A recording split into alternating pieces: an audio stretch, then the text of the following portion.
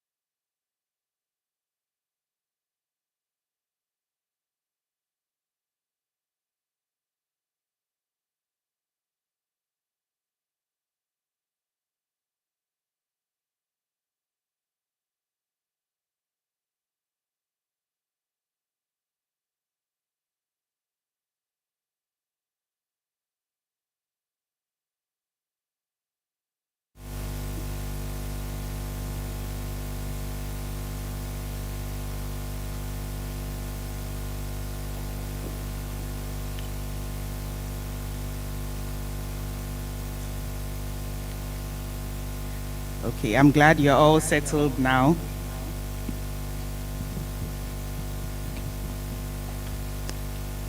To begin the program, would invite Dr. Eboteria to give us the opening prayer.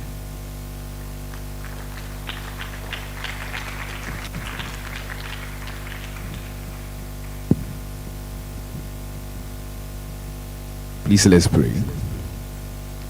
Our Heavenly Father, thank you for the gift of life today. Thank you for all that you've done and you continue to do for the Ghana College of Physicians and Surgeons. even as we celebrate our 20th anniversary.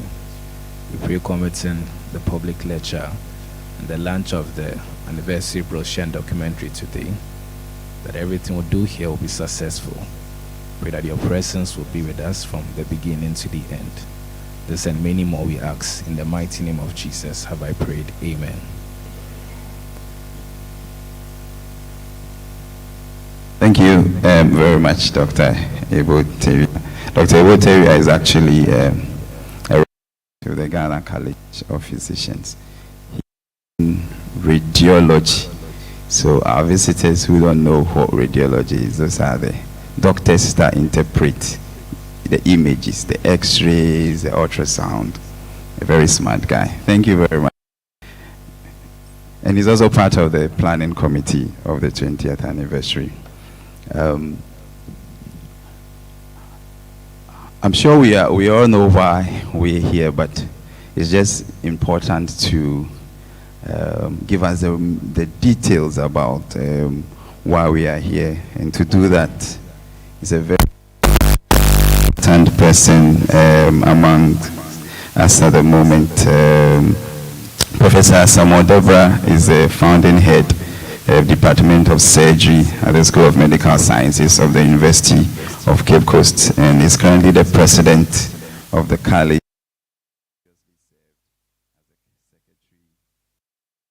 Faculty and vice president of surgeons of the Ghana College. He holds a fellowship of several societies, including the Ghana Academy of Arts and Science, the West African College of Surgeons, Royal College of Surgeons, the International College of Surgeons, and the Royal Society of Medicine, and has previously held the position of president of the Ghana Surgical Society. His research interests include general and colorectal surgery, trauma, laparoscopic, body image, and medical education, with over 51 publications in these areas. He served on several university committees as well, and other public and private ones. He's currently the president of the college, as I mentioned, and he runs with the following missions. His plan is to utilize his long-term institutional memory of the college to help expedite action to improve the outcome of curricular changes, and he also has a critical look at the welfare and needs of fellows. And so, without much ado, let's welcome Professor Samuel Debra to give us the reason for our gathering today. Welcome, Prof.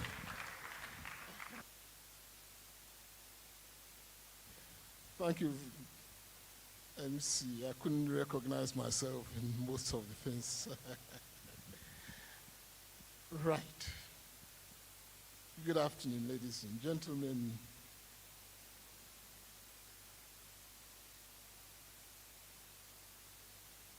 I probably will start with Nana Krobia Sante, who is also a past council member of our institution, Ghana College of Physicians and Surgeons. I know he's on his way. Council Chair, Professor Yaudi Jemfi, past President Nkrumah Mills, past President Peter Donko, Director of the Ghana College of Physicians and Surgeons, Professor Richard Adinu,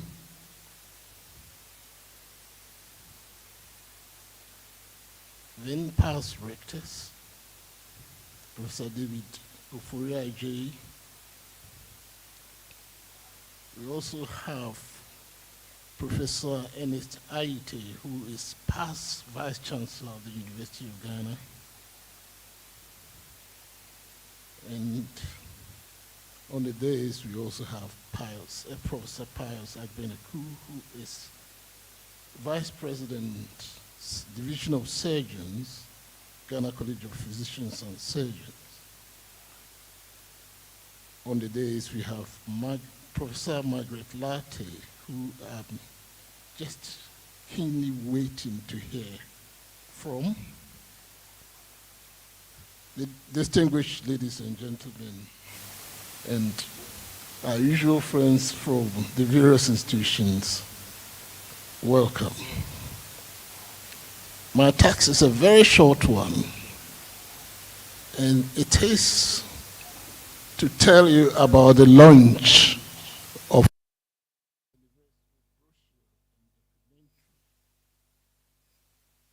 our 20th anniversary brochure and documentary will show the beginnings of this college, what we have done, what we hope to achieve, and that will form the first part. Then, equally important and to be exceedingly thing to look out for will be the second part, and that will be the public lecture. This will be the third in a series of lectures that we have commissioned in commemoration of our 20th anniversary. And you can see that we are climaxing towards, we are getting towards the climax in December, where we have the annual general meeting. And not only the topic, it's not only the topic that excites me, but the speaker who will talk about it. So looking at who are succeeding me, I'll make it very, very short and let them do the detailed work. Having told you about the launch and the brochure, the eye-catching on your Nensu Ebeng. To those who probably don't speak Twi, is very deep. Beauty is in the eyes of the beholder, and it's universally agreed that the female form is more beautiful than the male. I mean, there should be no contest at all about this. But when it comes to skin complexion, if we poll the males, they are hotly divided between those who like fair-skinned ladies and those who like the black beauties. Personally, I made the decision many, many years ago what I will go for, that between Obakoko and black beauty, I will go for the black beauty. But as I say, this is a personal decision. But judging by the tendency to bleach our skins, perhaps I'm in the minority. So I'll keenly expect to hear from Professor Margaret Lartey what really it is that makes people do that. And perhaps if he could also tell us a bit about the complications associated with that. And that's all I'm going to say, because the list of people that are to follow me is long and is distinguished. Ladies and gentlemen, welcome to the third public lecture and the launch of our anniversary brochure and documentary. Thank you.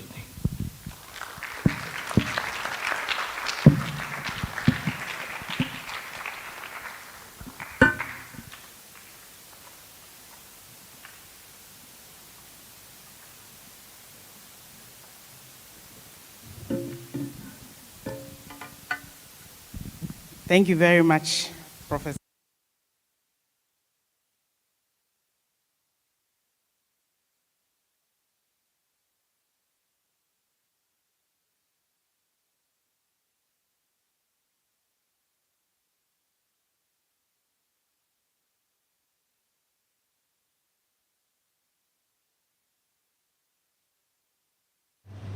He is the Secretary General of the African Research Universities Alliance. He is a professor of economics and former Vice Chancellor of the University of Ghana from 2010 to 2016. He was also Director of the Institute of Statistical, Social, and Economic Research from 2003 to 2010 at the University of Ghana and Director of the Africa Growth Initiative of Brookings Institution, Washington, D.C. He is a strategic priority. His strategic priority as Vice Chancellor was to develop the university into a research-intensive institution that supports structural transformation in African countries. Shall we welcome Professor Ernest Ayiti?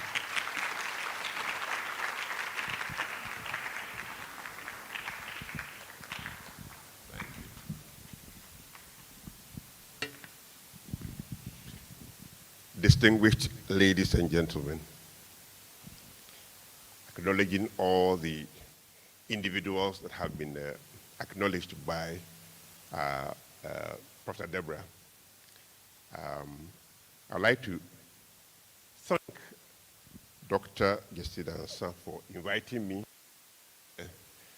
this event. I'm sure many of you are surprised, as I was, at my being chosen to chair this event. I came expecting to find some distinguished dermatologists to be doing this, but here I am. I thank you for inviting me, giving me the chance to speak to people who normally wouldn't pay much attention to what I have to say. But here I am. So you just have to make do with me. We are here to discuss skin bleaching, and I don't know much about it. But it's very, very difficult to miss skin bleaching anywhere in Ghana. It accounts for changes that occur in people, regardless of what social group they belong to, economic group. So the poor do it, and the rich do it. People in rural areas do it, and people in urban areas do it. What we don't know is why they do it. And we also don't know enough about what consequences. So the doctors will tell us, especially those in dermatology will tell us what the consequences are. What we economists should be concerned about is, what does it cost us? It costs the individual doing the bleaching. It also costs us as a nation trying to take care of these individuals, spending lots of money to import the toning creams that they use. So we are here to find out exactly why they do it and what the consequences are. I'm very pleased that we have a very distinguished person to address us and help us understand why it is done. I thank you once again for making me the chair, and I do accept the chair position. Thank you.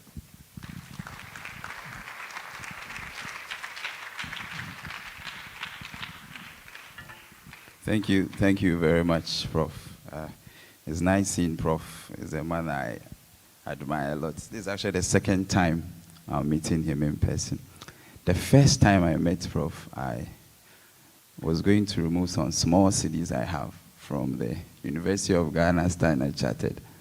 Then when I got to the ATM, Prof had just come out of his car and was also coming to the ATM. I didn't know whether I should go and use the ATM or I should just... It's nice seeing you, Prof. And thank you for agreeing to be our chairman for the two programs that we have. On next is to introduce our moderator. So we're going to have someone who would moderate our program for today.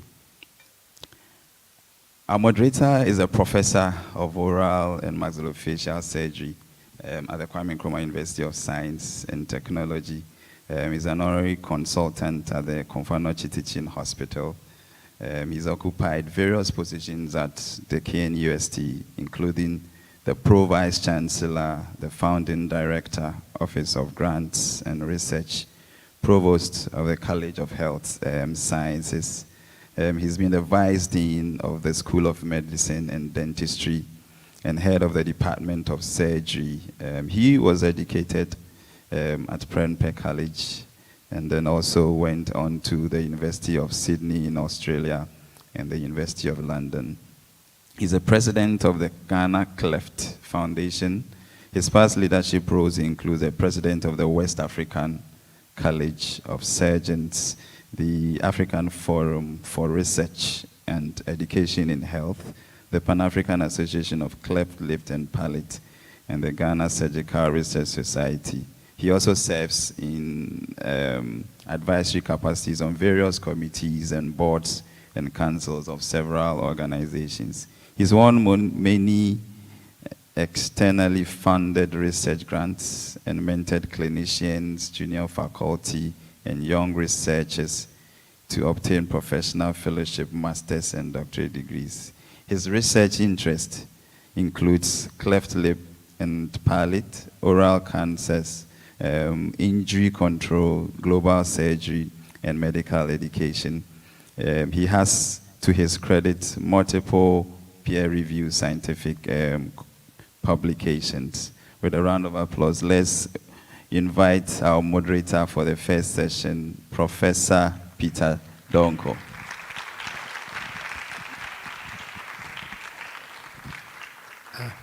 So thank you very much. I will have to take advantage of what the chairman did and learn from his example and stand on existing protocol. But I've also seen that the chairman of the College Council, Professor Dujamfi, welcome. Let me add you to the dignitaries who are here. My job is to introduce the speaker, but I cannot miss the opportunity to also talk about the title of the talk, Nenswe Ben. I am a Twi speaker, but I had to ask, what does Nenswe Ben mean? And there's not a single English word that can explain Nenswe Ben. But Nenswe Ben suggests intransigence. It suggests refusal to take advice, often leading to some negative consequences. So as we wait for Margaret to speak, we hoping to appreciate more and more what she has for us. Skin bleaching is for beauty purposes for most people, and the idea is to make people more attractive. I learned from Margaret that it's not only women who bleach, men also bleach. But I wonder whether it's our colonial past which has been responsible for that, where we have seen whatever white as being superior to our blackness. And perhaps when you look at other areas, like our preference for the names, I'm called Peter. Why shouldn't I be called Kweku? When a priest is baptizing you, they have to give you a different name. Why do we value more degrees from those white countries to degrees from our part of the world? Even foods. Why do we place a higher premium on foods from outside than foods here? Perhaps that reflects our lack of confidence in ourselves and how this is negatively affecting the way we are shaping our future. So we need someone to validate us and say we are good enough, because our skin is paler maybe, even though they don't take much notice of that, because no matter how much we bleach, we still look black to them. So our attempt at making them has not necessarily paid off. But the harm we cause ourselves is deep-seated. We need to double our efforts to reverse this negative trend. Our speaker is going to do that. So Margaret, your job is cut out for you. Now, our speaker is a distinguished professor of medicine and specialist physician with expertise in both dermatology and infectious diseases. She is currently the president of the Ghana Society of Dermatology and is also the deputy editor-in-chief of the Ghana Medical Journal, a position she has held since 2014. From 2016 to 2022, she was appointed as Dean of the Medical School of Medicine and Dentistry, and then later as Dean of the School of Medicine when the two schools were separated. Before that, she had also been head of the Dermatology and Fevers Unit of Korle Bu Teaching Hospital for 10 years, and later on became head of Department of Medicine and Therapeutics at the University of Ghana School of Medicine, at the same time at Korle Bu also. She's a product of the University of Ghana Medical School, who graduated with a degree, Bachelor of Medicine, Bachelor of Surgery, but has since acquired so many other qualifications. She holds a Master of Public Health degree and holds fellowship qualifications from the West African College of Physicians, Ghana College of Physicians and Surgeons, and the Royal College of Physicians of Edinburgh. Her first appointment as a lecturer was in 2001 in the Department of Medicine, and she was promoted to senior lecturer in 2005, associate professor in 2009, and professor in 2015. Currently, she is also a science assessor for the University of Ghana's professorial appointments and serves on the Appointments and Promotions Committee of the Colleges of Humanities and Education. She served on multiple committees at the University of Ghana, Korle Bu Teaching Hospital, Ghana Health Service, and on other committees like Korle Bu Hospital Board of the Ghana College of Physicians and Surgeons, the Center for Research into Plant Medicine, Medical and Dental Council, and currently she still continues to serve on the Council of the Korle Bu Community Chapel in Korle Bu. Margaret has taught undergraduates and postgraduates and contributed immensely to the development of infrastructure, curricula, and accreditation of training institutions. She has taught and continues to teach in the West African College of Physicians, Ghana College of Physicians and Surgeons, Brown University in the US, at the University of Utrecht in the Netherlands, the University of Ghana, where she is, and where she teaches not only medical students, but also students from the schools of allied and sciences and public health and nursing. Her research areas, needless to say, include skin bleaching, HIV, pharmacokinetics of antiretrovirals, HIV co-infections, including tuberculosis and hepatitis, and she's published multiple, over 100 scientific publications in peer-reviewed journals. She's a reviewer for the Ghana Medical Journal, the BMC Infectious Diseases, BMC Public Health, and PLOS ONE, among others.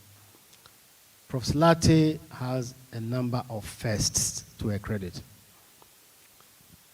She became the first president of the revamped Ghana Society of Dermatology, the first infectious diseases physician, the first female professor of medicine, and the first female head of Department of Medicine in Ghana. I was waiting for that. Thank you. For her service to the country, she received a meritorious award from the Ghana AIDS Commission in 2019. with a big round of applause, will you join me to welcome Professor Lartey to the talk? Thank you.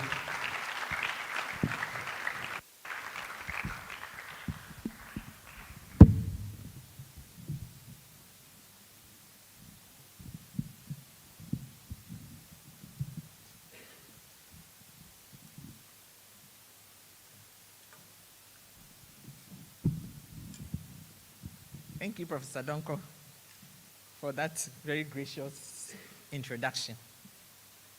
I am humbled. I'm glad to see so many young people here, at least younger than myself, and I hope that today's message will at least make an impact and that you can take it away and work with it.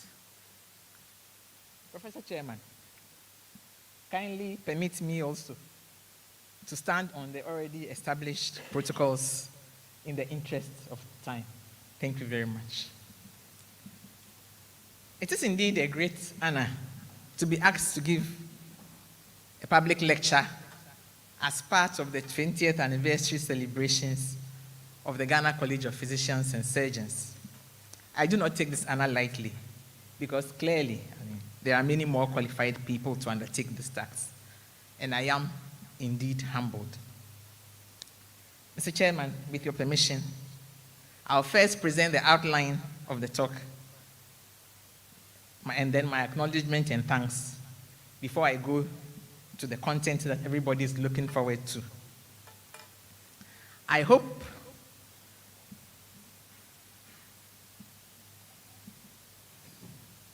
so. This will be the outline, and I hope to walk us through a little bit on the concept of beauty, the history of bleaching or lightening, the extent of the problem, or in medical parlance, the epidemiology, the type of chemicals or products used, why people bleach, and the outcomes. I will then put forward some suggestions on how to deal with the problem, and then I will conclude. So I'll first start with my acknowledgements. I do not want to forget this part. So my acknowledgements, I first thank God for this opportunity, and I know that He will take me through. I want to thank the Rector and the Planning Committee of the Ghana College of Physicians and Surgeons for this honor. Next, I would like to express my gratitude to the many persons who made this talk possible, the many clients who availed themselves to us during the research we carried out in some coastal communities in Accra. I belong to 2 research teams when it comes to bleaching. The first research team, notably among them Professor Andre J., who also secured funding from the Food and Drugs Authority, and we want to thank the Food and Drugs Authority for that funding. Mubarak R. Rahman, Francis Krampa, and the other members of that team. And the second team, Dr. Dominic Sego, is from the Department of Psychological Science, University of Bergen, Norway, and Dr. Ophelia Dazi is from the British Medical Association and a consultant dermatopathologist in London. Professor Ngluva is from the University of KwaZulu-Natal, amongst others. I also like to thank a group of young doctors that I work with and who help me in my work. Some of them are in dermatology training, some have qualified, and some are physicians. My gratitude goes to the Ghana Society of Dermatology, and I'd like to mention 2 members, especially Dr. Samson Ofori and Dr. Jeanette Ayiboye. Jeanette is in the crowd. Jeanette, you can give us a wave for assisting me in this work. I'll be giving a special thanks to my friend and professional photographer and publisher, Abna Ansa Eji, for the lovely pictures that she made available to me. Same to Dr. Delafiagbe of the University of Ghana Medical School Department of Psychiatry. He's a freelance photographer and also availed to me some more photographs. Also want to thank Dr. Delali Lecha of the Rich Hospital who helped with the audiovisuals. WHO Africa Regional Office and the Ghana office with special mention of Dr. Salian Oheni, and you will soon note why. And my final thanks go to my family, my husband, and my daughters for their support in coping with an academic mother. Now that is over, I will now go on to the content of the lecture. The title of the lecture is Nenso Obeng, Insights into Skin Lightening in Ghana and Beyond. And as Professor Peter Donko said, I also had many definitions or explanations of Nenso Obeng. It's a term that, as he said, it's about intransigence, it's about refusal, it's about sarcasm, it's about many things. And we will soon understand as we go along. But the name Nenso Obeng is not meant to stigmatize persons who have bleached or lightened their skins, but to cause us to pay particular attention to a condition that is occurring, we would say in medicine, in epidemic proportions, but for our young people here, a problem that is occurring in very large numbers, in our country and beyond. And this account expression, Nenso Obeng, is actually a description of some of the changes that occur in the skin, known in medical terminology as exogenous onchronosis. Big word, exogenous onchronosis. But for today, the simple word or the account word we will use is Nenso Obeng. Mr. Chairman, can we go back? Yeah. Mr. Chairman, what is the definition of skin bleaching? But before that, for this lecture, we are going to use all these words interchangeably. So skin bleaching we also refer as lightening, we also refer as what? Brightening, we also refer as toning, and we refer as depigmentation. Depigmentation means removing the color, the black color, depigmentation. And we also refer as fading. So these are all words that people use to describe the same phenomenon. So brightening, fading, lightening, bleaching, we are referring to the same thing. But what is it? It's the practice of applying, another big word here, hydroquinone is a chemical, so applying chemicals and other agents that remove color from the skin to specific or widespread areas in the body, the primary function of which is to lighten normal skin. So definitely if you are removing the dark color, it means that this is something that is practiced mainly amongst those of us who have what? Brown or black skin. It's very unusual to find people with a white skin or Caucasian skin practicing skin lightening. So it's removing the color with chemicals so that our skin color becomes lighter. The concept of beauty.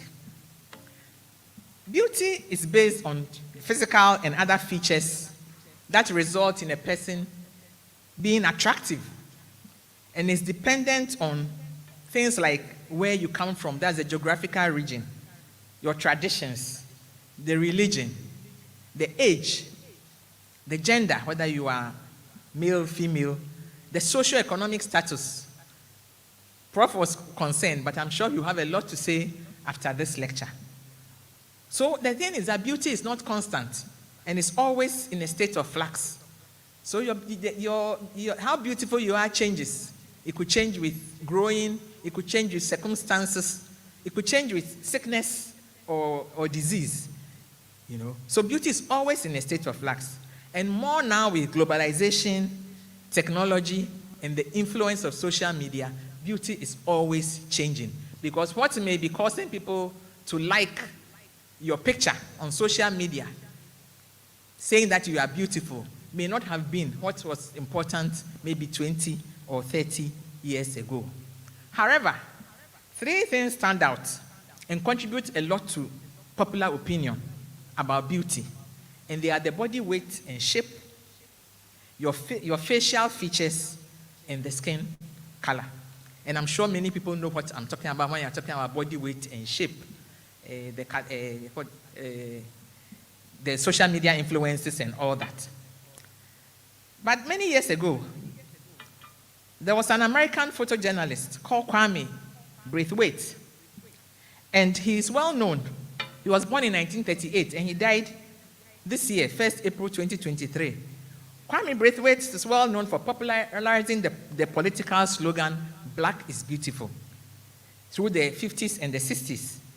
And "Black is beautiful" became and is still a worldwide slogan. So it started with political activism, but it ended up popularizing the fact that the black skin is beautiful. This documentation of culture by Kwame in Harlem and Africa can still be found in the Columbia Art Museum and is known as the Grandessa model. There's no doubt that the Grandessa model portrays the natural beauty of the black or brown skin. And this is the Grandessa model that Kwame Braithwaite tried to popularize. So with the natural afro hair and a very a nice, shiny, black or brown skin. And the slogan that goes with this is "Black is beautiful." However, the practice of skin bleaching, which, as I said, is common with those of us with brown or black skin, is believed to date back to at least 200 years before the Christian era. So the practice is believed to have started when the ancient Egyptians, Greeks, and Romans used honey and olive oil to lighten their skin color. The Greeks actually used face lead mask. We cannot talk about bleaching without mentioning the effects of colonialism in Africa and Asia. And during that time, the slave masters enforced the belief that white or lighter skin is superior to darker skin. And this belief still exists. Lighter skin is associated with beauty, it's associated with being wealthy, it's associated with being more civilized, with virtue, and with superior opportunities. It's associated with a better social privilege, better job prospects, and better marital prospects. At least that is what many people believe. So these deep-seated historic, economical, and sociocultural factors have caused and continue to fuel this practice of skin lightening. And Kwame Braithwaite's efforts to portray black as beautiful have mainly remained academic. If it had worked, we wouldn't be standing here today. So based on this observation, based on practice, based on what is going around the world, my team and I decided to study this problem among selected coastal communities in Accra. And we settled for communities around the Slaha Market, which is in Accra Central, Kwalegono, and Choko. And so I'm sure now my chairperson feels at home. So this lecture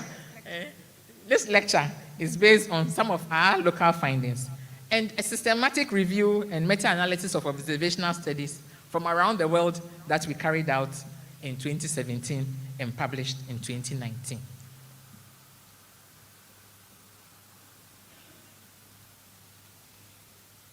So, who, where, what, when? What happens with skin lightening? It's practiced worldwide in all continents. As I said, it is more practiced by those of us with brown and black skin around the world. The highest prevalence was found in Asia.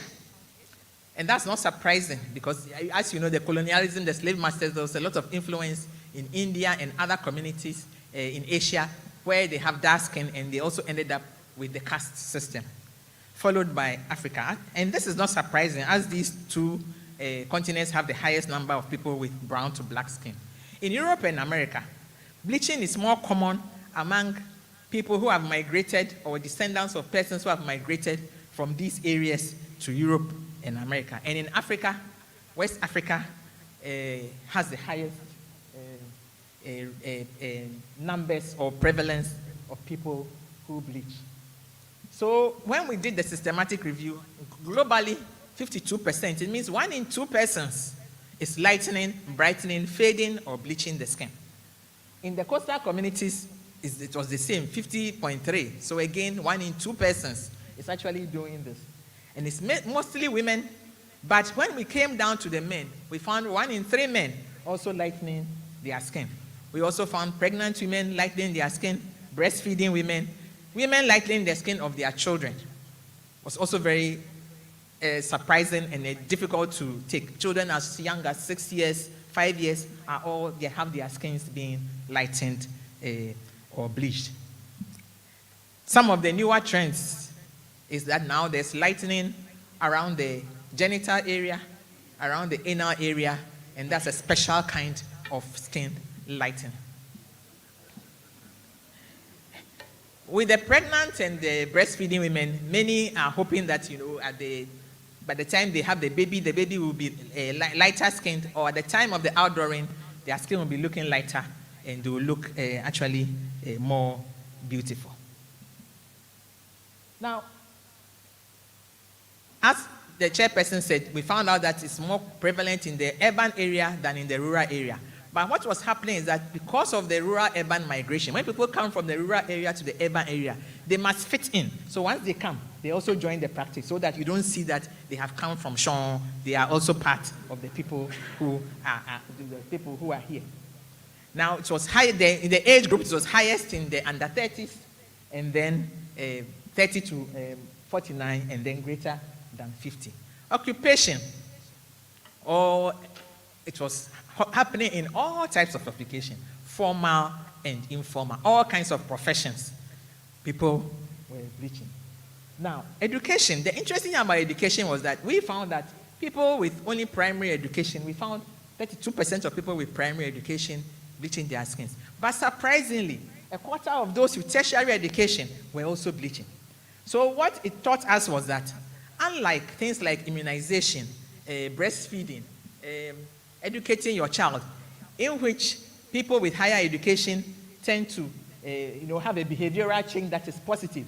In terms of bleaching, it didn't really matter whether you had a university degree or you had never been to school. Everybody is doing it. And it's important when we come to how do we mitigate this phenomenon, because we have to see whether formal education has any role at all to play in whether we can halt or reverse this phenomenon.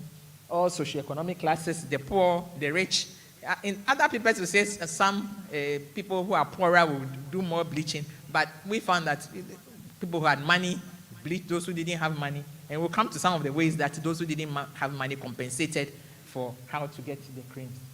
The duration, people had bleached for even as long as 27 years, some 33 years. So the younger you start, it means you are going to be doing it over a longer period of time. So if you start as a teenager, then you expect to continue long. Now, which parts of the body were people bleaching? So this has changed over time.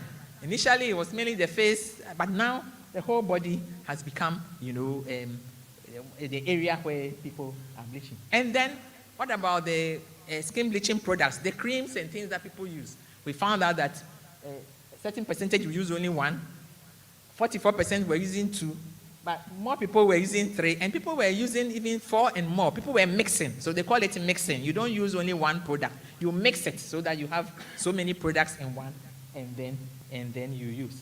And so these are some pictures of where, and the top, for me is to my right, you see your left. So if you look at the hands, then the knuckles over the joints is the natural color.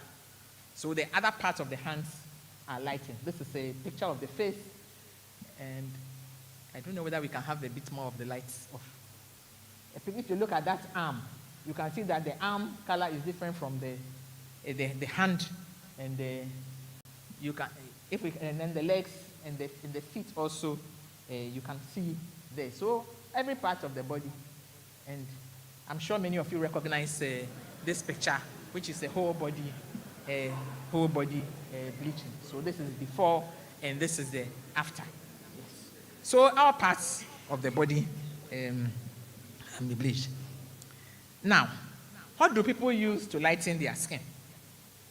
So in terms of the chemical products, The largest group of products are certain chemicals called steroids. You know, steroids are produced by the body and used for very important things in the processes in the body. But they are also synthetic ones. So you produce them, these chemicals, and they are very useful as medicines. But their side effect is that they lighten the skin, and people jump on these side effects and use them to lighten the skin. Then there's another chemical called hydroquinone. Also very is used a lot to lighten the skin. Then there are others, some of them are dangerous, like mercury, you know, and then various mixtures of chemicals. Now, for the steroids, many of them end with the ATE. So the name, whatever name it is, there's ATE at the back. And this was a shop at Osu. And this is not, all these are skin bleaching products on the shelf. So all these are skin bleaching products, different types of steroids, and the names are all there. I had difficulty because I wonder whether I should show these or I shouldn't show them because I don't know what years back. But this is how well a shop is stocked. And if you go to the market, it's no different. You have so many types of bleaching products. So you find them mainly in the markets, in shops, in supermarkets. They are all over. They are all over the place.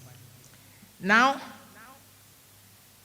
some of these have been banned. Hydroquinone has been banned. Mercury has been banned. They are still available in soaps and creams. And as I said, there are other things. People actually use acid. People use toothpaste, caustic materials, herbal medicines, all kinds of things, and mixtures of these.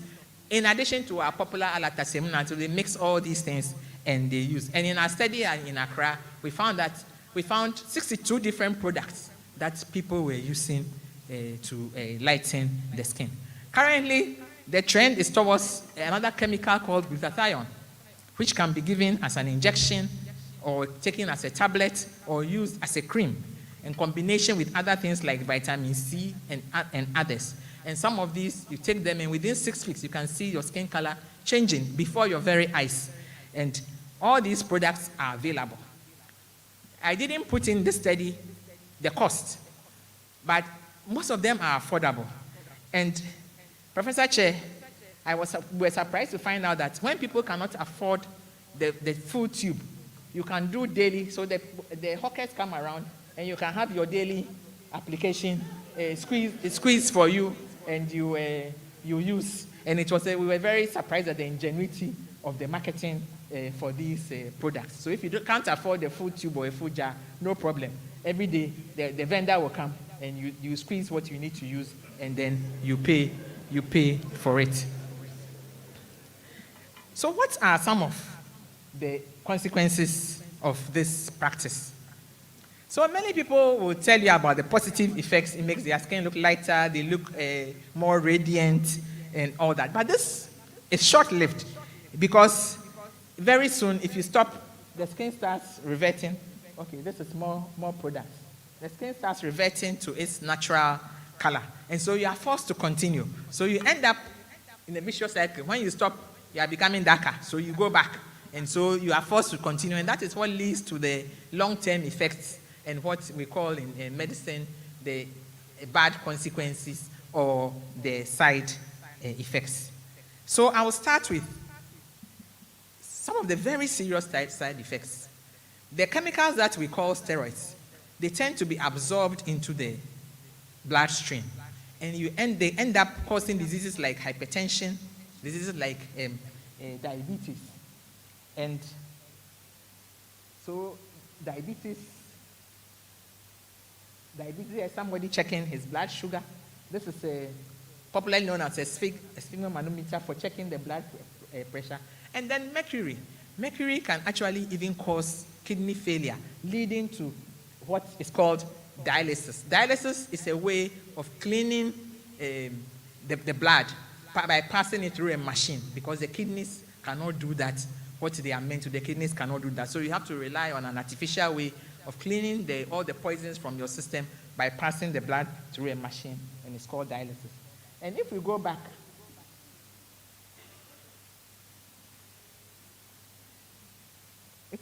here, so on this slide on mercury, So you find out that when you use skin lightening creams and you bath, the wastewater goes into the environment, because the wastewater from the bath, and that is, apart from being toxic to the kidneys, when the wastewater goes into the environment, wastewater can also end up, with contaminating fish and shellfish, and it can cause diseases, brain diseases in unborn children and young children. It's toxic to the kidneys. And then there are other forms of mercury. I'm sure you've heard about galamsey, how they use mercury to mine gold and all that. So there are various ways in which mercury gets into the environment and then causes health problems. But bleaching using mercury-containing soaps and creams is one of those methods. So these conditions, these are diseases that we call cardiovascular diseases. They end up, if not properly managed, you can end up with a stroke, you can end up with what we call heart failure, and we can end up with kidney failure. And these cardiovascular diseases are on the increase in the world, and especially in Africa. The commonest cause of them is hypertension. So bleaching is something that is modifiable. So if we stop bleaching, or if we reduce the number of people who bleach, we can also reduce the number of people who end up getting a stroke or heart failure or even a kidney failure and have to be on what is known as dialysis. Now, for the skin itself, the skin can become very thin and it tears like paper. So you get sores on the skin very easily. The sores don't heal. The skin, with time, you can develop skin cancer. But you can also develop some other conditions on the skin. I'm not sure whether this is very obvious, but this is stretch marks. Usually stretch marks, you get stretch marks when you have a lot of weight and you lose the weight, or when pregnant women deliver their children. Because the skin has been stretched, you get stretch marks. But you can get stretch marks from skin bleaching. Here is a picture of what is known as ringworm. Ringworm usually is small. It's like a 10 pesewa coin or a 20 pesewa coin, but this is a very large ringworm, and it can be on the whole body. So these are what we call fungal infections. Here, what you see as the red is bleeding into the skin. You can see how the skin has been lightened, and the red is bleeding into the skin. So the blood vessels have become so thin that with the slightest thing, they just bleed into the skin. And this is very severe pimples, but it's caused by the use of a skin bleaching cream. So these are some of the skin conditions that you can get, infections and other things that you can get from persistent bleaching. Now, over time, the skin develops many colors. So we are looking to go from black or brown to light, but it can become red, brown, purple, black, and it becomes thickened with pimple-like lesions. This one does not go back to becoming normal skin. And this is what is known in the local parlance as nensuoben. When you get to the stage of nensuoben, you would like to bleach the nensuoben away, but it doesn't go, and it becomes a vicious cycle. And that continues. So these are pictures of what is called nensuoben. You can see, so the skin that you are hoping to become lighter has now become pitch black, and you cannot get this black off. This is the shoulder area. This is also the upper back and the shoulder area, and this is the face and the chest. And so when you are here, you think that more bleaching will remove this one. Unfortunately, it only gets worse and worse. So this is what is known in the local parlance as nensuoben. So why do people bleach? So I'm sure we've all heard by now why people bleach. So generally, there's one big reason, and that's what we have alluded to. People believing that fair skin gives you more prospects. You get a wife or a husband, you get a better job, you look more pretty, you do all that. So all those things are the major reason. But there's a minor reason why some people bleach, in that those people have skin diseases, that when those skin diseases heal, they leave dark marks on the skin. So they are trying to get rid of those dark marks, and that is how the process of bleaching starts. And I'll just show a few pictures here of these are regular skin conditions. This is pimples. But sometimes when the pimples go away, it leaves what? Black marks on your face, and people don't like it. So that's how they start. This is another condition. And these are diseases. These are skin diseases that have left, dark marks, and people want to get rid of them. So having said all this, what can we do to reduce the amount of people and the effects of skin lightening or skin bleaching? Because the problem is getting bigger. And at the same time, Prof, it is a multi-billion-dollar industry. So it's not primarily only about health, but it's also about economics and all that. And how can we help reduce this situation? So education and advocacy. As you saw, formal education, just studying in school, has not really changed anything. So, but we still need to go on educating people and making people aware.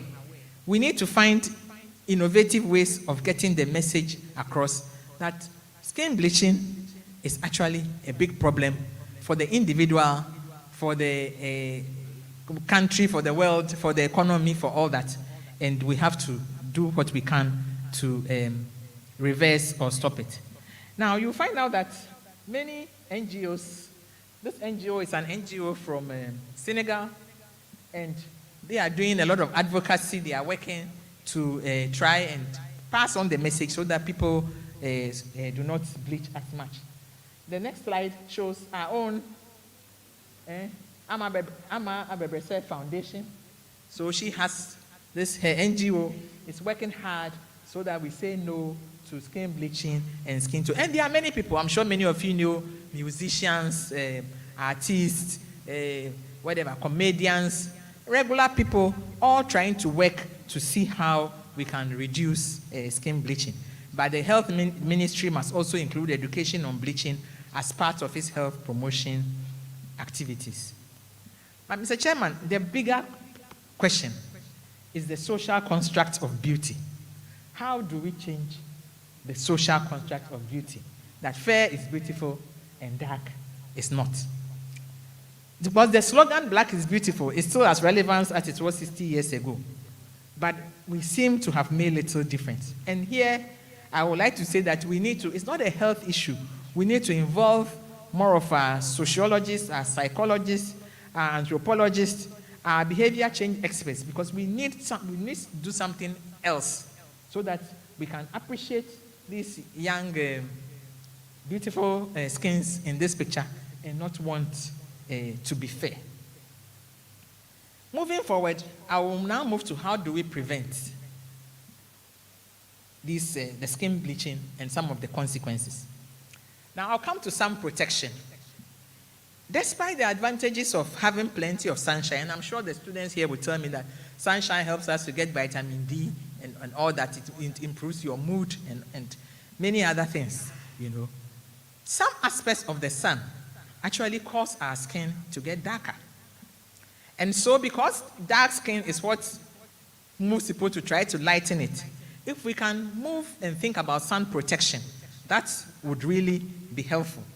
A lot of us have the erroneous impression that sun protection is only for the white or Caucasian skin. Yes, protecting against the sun protects them from getting skin cancer, getting sunburn, and also from premature aging. But even for us, I think sun protection has a role as we try to find different ways of preventing this phenomenon.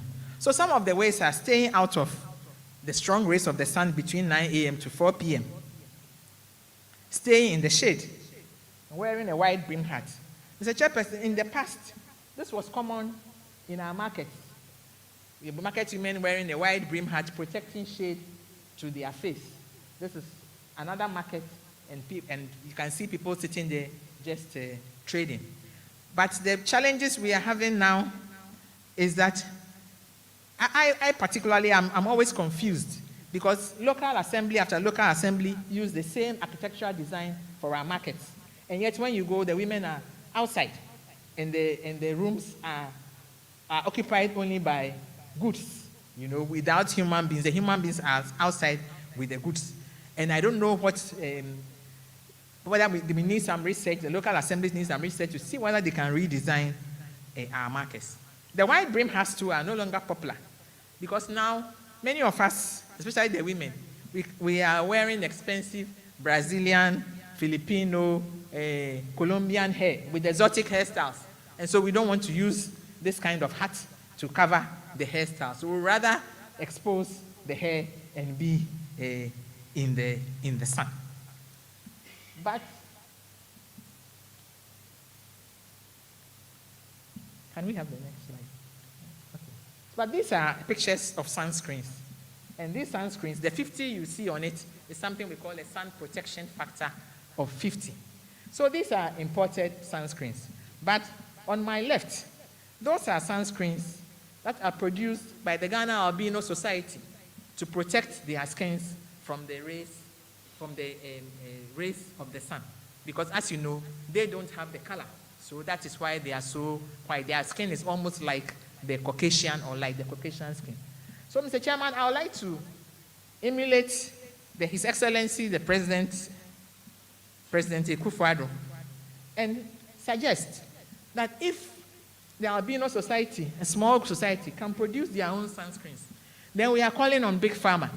Because if Big Pharma can produce hand sanitizers, I'm sure if Big Pharma put in the effort, we could also produce sunscreens. And sunscreens will help at least with the face to protect against the darkening effect of being in the sun for a long while. Mr. Chairman, legislation and enforcement. So all around the world, many governments have banned mercury, but the black market is still thriving. Many governments initially approved 2% hydroquinone, but now due to abuse, these have been banned. But again, we see the products all over. So the legislation has been passed. We go back to our original problem, the enforcement. And we are struggling to enforce the legislation, and therefore these products are available. In fact, worsening the situation is the online shopping, where there are no controls. So even if you can't find it physically, you can buy online and somebody delivers it to you. We will need to do something different about enforcing legislation in terms of these skin bleaching products.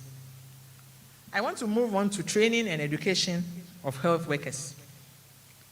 For a few people, the journey with bleaching started with a wrong prescription from either a friend, a colleague, or sometimes a health worker.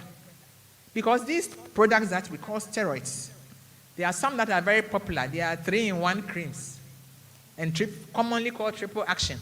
And people use them for every condition. Anything on the skin, you give triple action. However, using potent steroids on the face is a no-no unless it is sanctioned by dermatologists, because then you are unable to stop using it. Anytime you try to stop it, the condition comes back at you.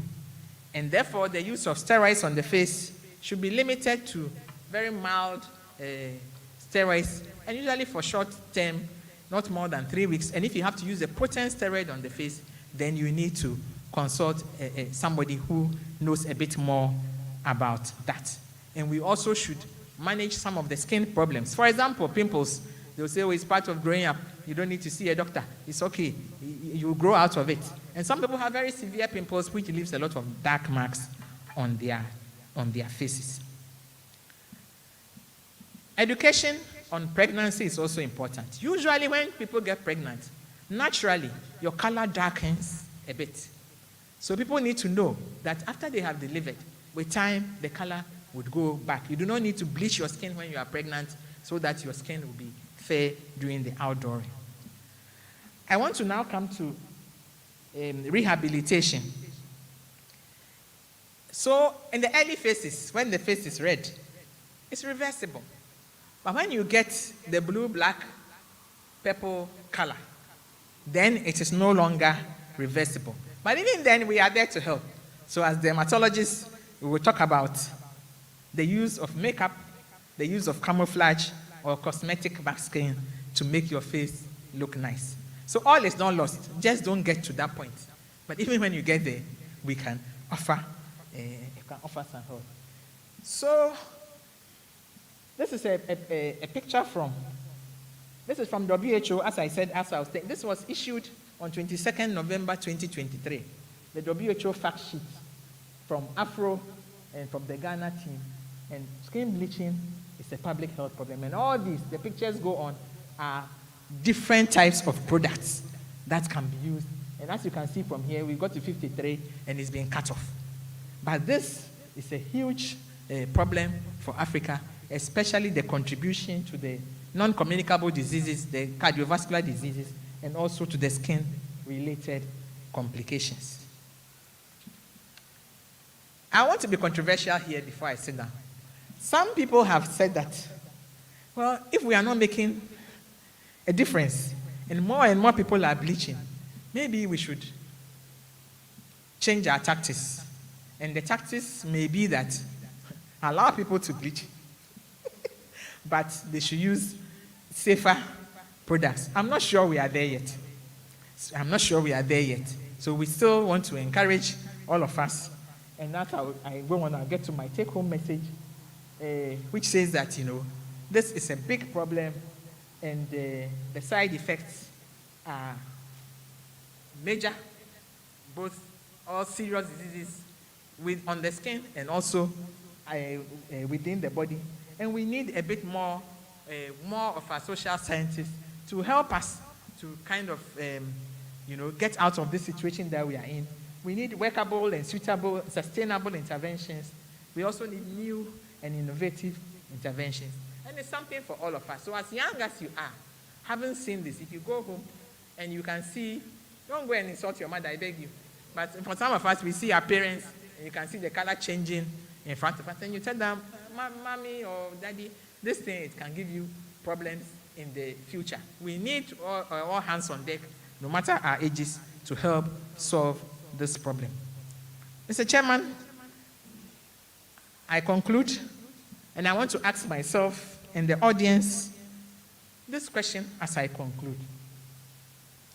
Abba, Nenso Ben. Would you, okay, my slide is not shifting. Can you shift? Would you rather be like this? Would you rather be like this or be like this? Thank you very much for your attention.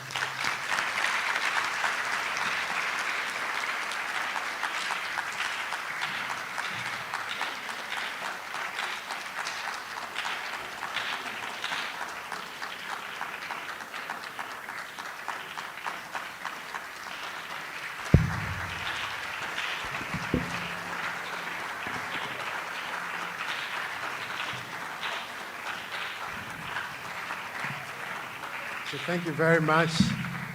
Thank you very much. A wonderful delivery, Professor Lartey. We all are better informed, and now we know what Nenswe Ben means. Thank you very much. I will give opportunity for 3 comments or questions. She's told us everything we need to know, but some people may have questions or comments. So at this point, I'm opening the floor for any questions or comments. Yes, please. Is there a microphone in there? If you can pass it along, and then, yes, there's a microphone coming to you, please. So you introduce yourself, and then you make your comment or you ask your question. Thank you very much.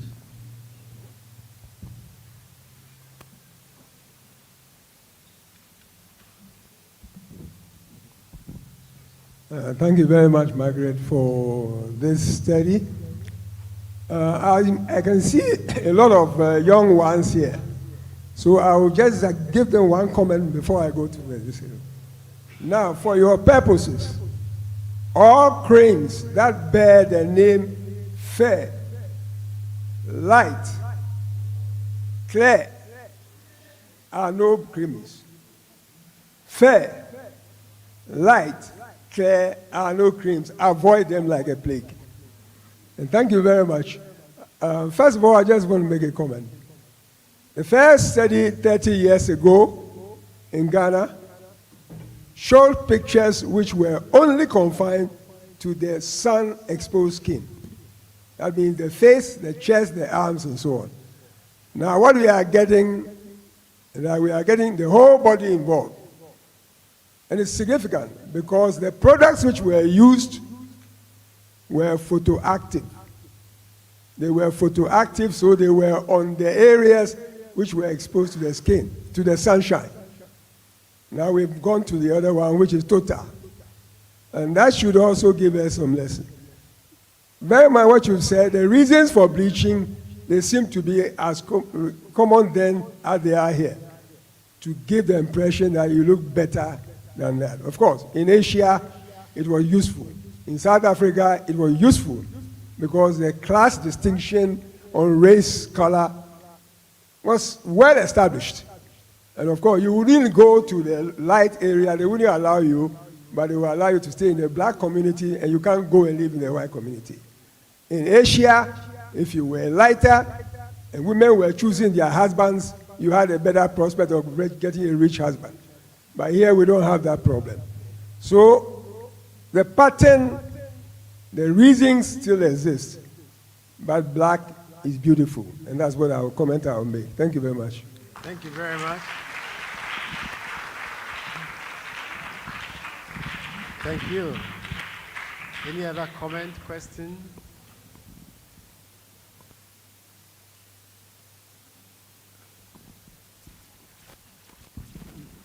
My name is William Appiah Mensah, a surgeon. I just want to say thank you very much for this presentation. It was very illuminating. But when you said there was no difference between the educated and non-educated, were those educated people knowledgeable about the effect of this, or is it that they've gone to school and they've got to a certain level? Did they really know the effect of this? This is what I wondered. Is that what you found out? Thank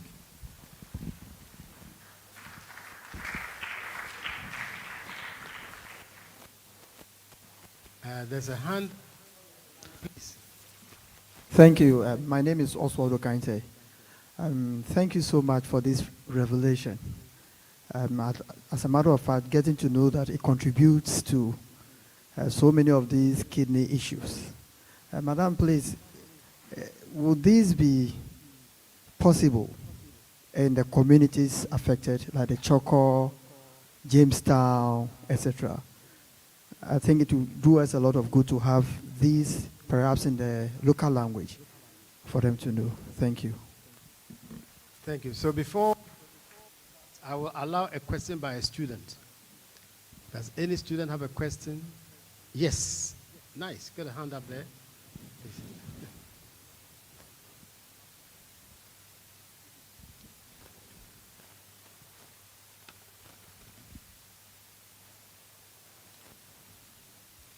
So, good evening, everyone.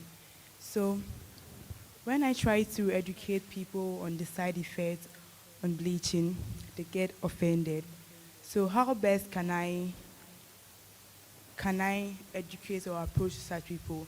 And also, I would like to know if we can create clubs in our schools to educate our members on the side effects of bleaching. Thank you. Thank you.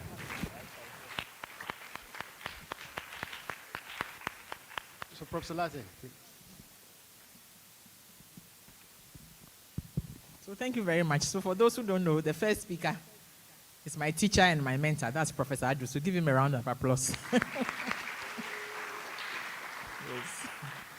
Yeah. Thank you, Prof, for the comment.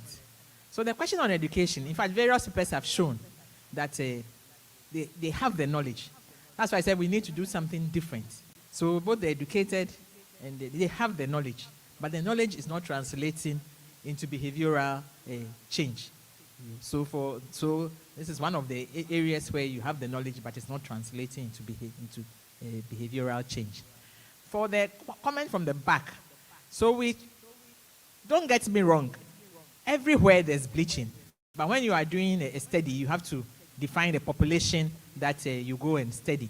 And I think ours was the second study on coastal communities in in Accra, because it's quite a lot of people do it there. We tried to do a dissemination, but I guess it wasn't enough because we don't have all the resources to do. So the dissemination is not targeted at only those in the coastal communities, but everybody, because if you have 1 in 2 persons, that means if you take 2 people, one of them is lightening the skin, and the problem is bigger than just a particular community. And for the students, people get offended when you educate them about bleaching.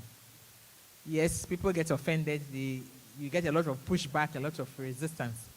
I'm not sure whether I have a formula about how, and I need help here. I don't know whether somebody else can help. I don't know whether I have a formula about how you can do the education side that people will be more accepting of it and not be offended.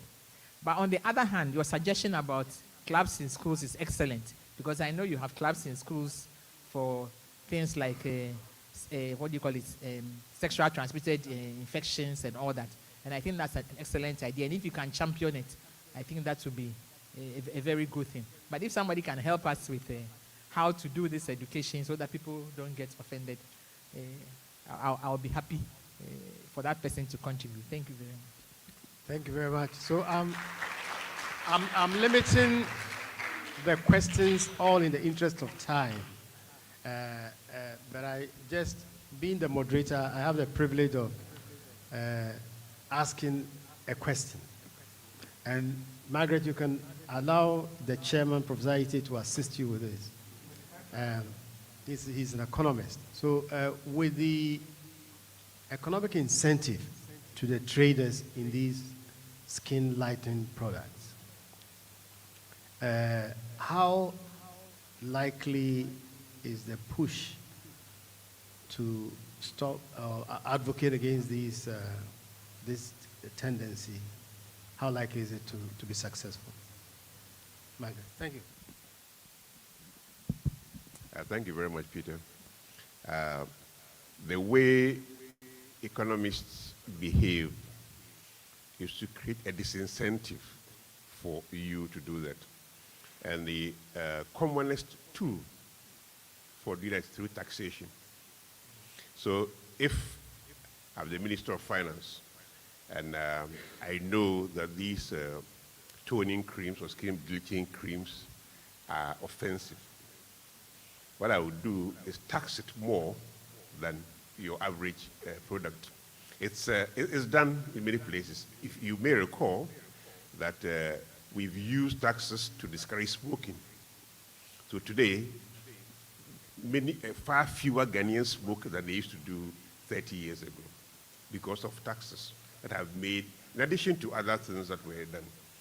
You can do the same thing with alcohol.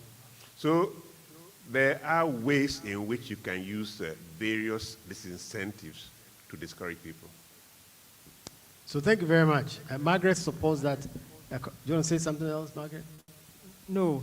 Yes, no. So that's what others have suggested, that you need to use strategies that have worked on other goods and services, in the same way with these skin bleaching products. Thank you, Prof. So thank you very much. Shall we give Margaret another round of applause?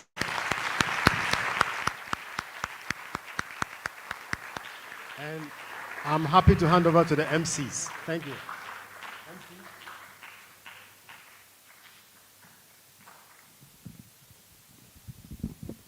Thank you very much. Hello. Yeah.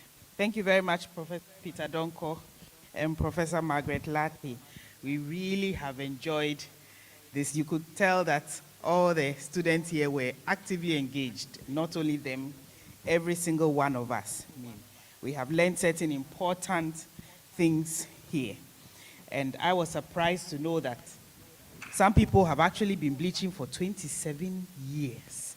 And there are 62 products on the market, different products. These are really things that you can't get your mind. The fact that all levels of education, rich and poor, have been bleaching. It's a multi-billion-dollar industry. You mentioned that the Ministry of Health could also take this up and do some more education on bleaching. I think it's something that we need to also take up, I mean, from the medical school level and all, find out how we can do it. I like the fact that one of the students suggested that, well, why can't we have a club? I was just telling Jefferson, maybe we can have Black is Beautiful club in school. And that way, probably, once they know that you are Black is Beautiful, you are part of that club, people will want to be part of the club. But these are important things that we have learned. And the public health problems associated with the cardiovascular problems are also eye-opening. So before we move on and transition to part 2, I'd like to acknowledge some dignitaries who are here amongst us. So we have Nana Professor SKB Asante, Member of Council, who is here. You're welcome, sir. We have Professor Paul Nyami, first Rector of the Ghana College, who is here with us. Welcome, sir. Professor Ufori, former Rector, Ghana College. Welcome, sir. Dr. Ishmael Che, Member of the College Council. Welcome, sir. Professor and Mrs. Incheche, Prof. Incheche, outgoing examiner of the college. Welcome, sir. Dr. Henry Lawson, Vice Rector of the Ghana College. Professor Hector Ado, we've already heard him mentioned, yes. You're welcome, sir. Faculty chairs and secretaries who are here, fellows, members, and residents. And I also like to acknowledge the presence of Reverend Ansah, who is husband of Dr. Justin Ansah.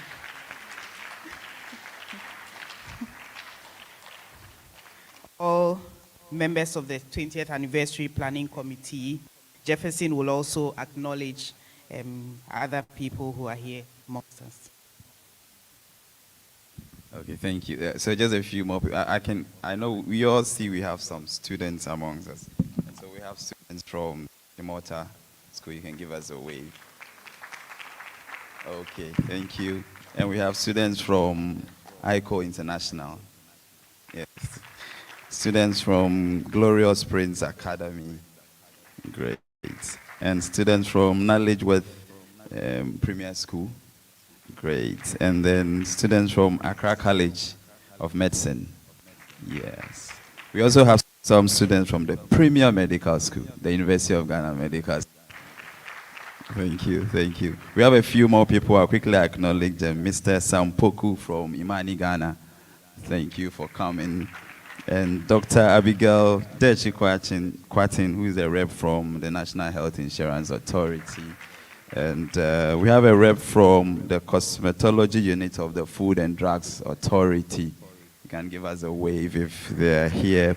And then Mr. Joseph Kwame Anochi from the Ministry of Health. And then we have a rep from Accra Wesley Girls Senior High School. Thank you for coming. Engma Images Limited, the rep from Engma. And then we have Mr. Clomesta, also from 37 Military Hospital. And then the Nurses and Midwifery Council, represented by Madam Gloria Simpon, is also with us. Great.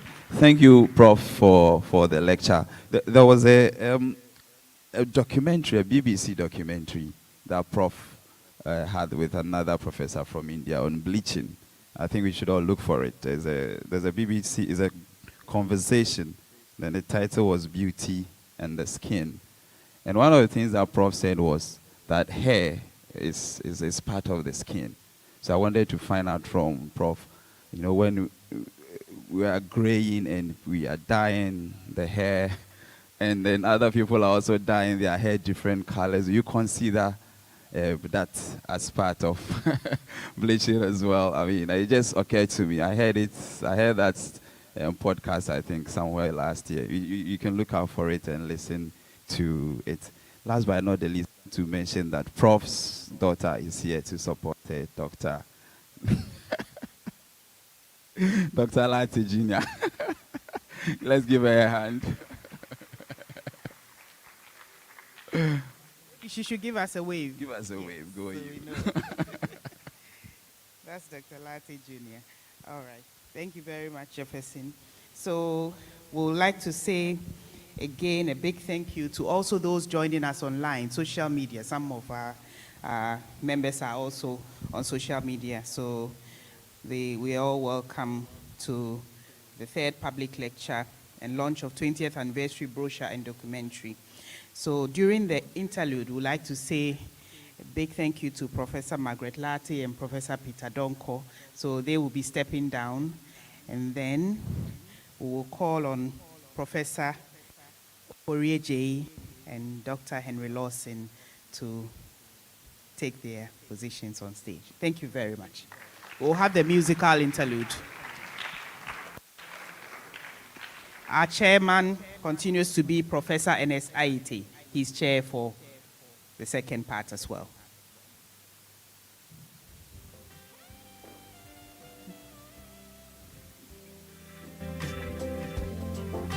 One more applause for Professor Margaret Lartey.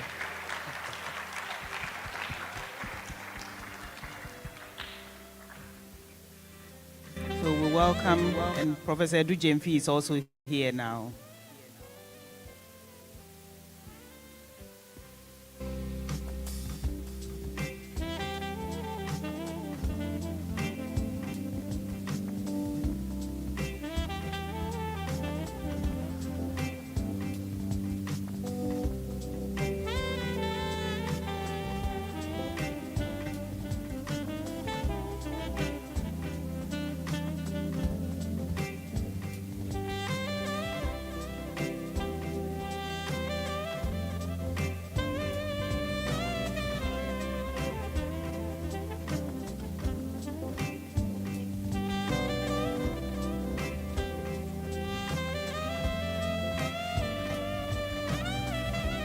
Okay, so I think as we continue to have the musical interlude, because we'll be having presentation of a documentary, we'll ask those on stage to kindly sit down.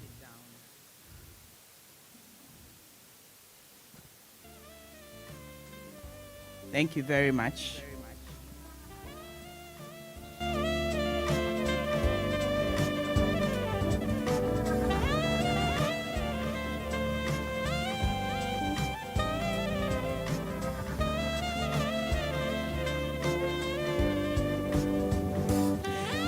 I'll now call on the rector of the Ghana College, Professor Richard Adanu, to tell us a prelude to the documentary launch.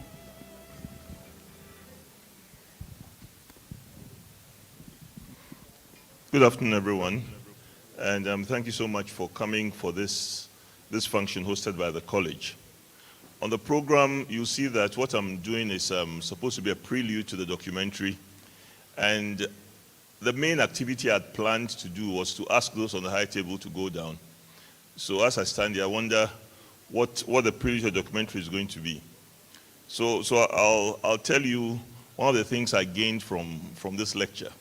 When I saw the title of the lecture, I've heard me speak to you before, and it would be like comic relief for you. I mean, I'm laughed at home anytime I try to do that. So I looked at it and tried to pronounce it and said, this, I'll wait and see how it is said. Now I've heard how it is said, I'll go back and practice it before I say it in public. But Margaret, that was a great lecture. For this 20th anniversary, the Ghana College of Physicians and Surgeons, the planning committee decided that it would be a good thing for us to have a documentary. And there's one person who, we've had a number of documentaries on different things at the college, but there's one person who's let's say, the common denominator when it comes to all the documentaries. He works with the planning team, he does the editing, and makes sure that the documentary comes out just 20 right. years or 2 decades. So it gives me great pleasure to call up stage Professor David Oforeje. Professor Oforeje has been very instrumental in getting this documentary going. So he's going to come up and tell us something about the documentary. I'm sure he's going to acknowledge those who did the hard work for the documentary, but as it's coming up, I'd like them to stand up. The documentary team, let's see you. Documentary team. I'm looking right at you, so you'll have to look around to the back, and these are the people who did a great job. You haven't seen the documentary yet. I'm getting you biased, but it's a great job. Professor Fereje, please come and continue. Thank you. What's the time now? Okay, an embargo was placed on the release of the documentary until now. So far, apart from those who made the documentary, only one person in this room has seen it, the person who is going to play it. And even then, I made sure that he checked that the beginning started, the middle was working, and the ending was okay. And I shut it off. So for all of you, this will be the first time you see this documentary. And it is indeed an honor and a pleasure for me to be here.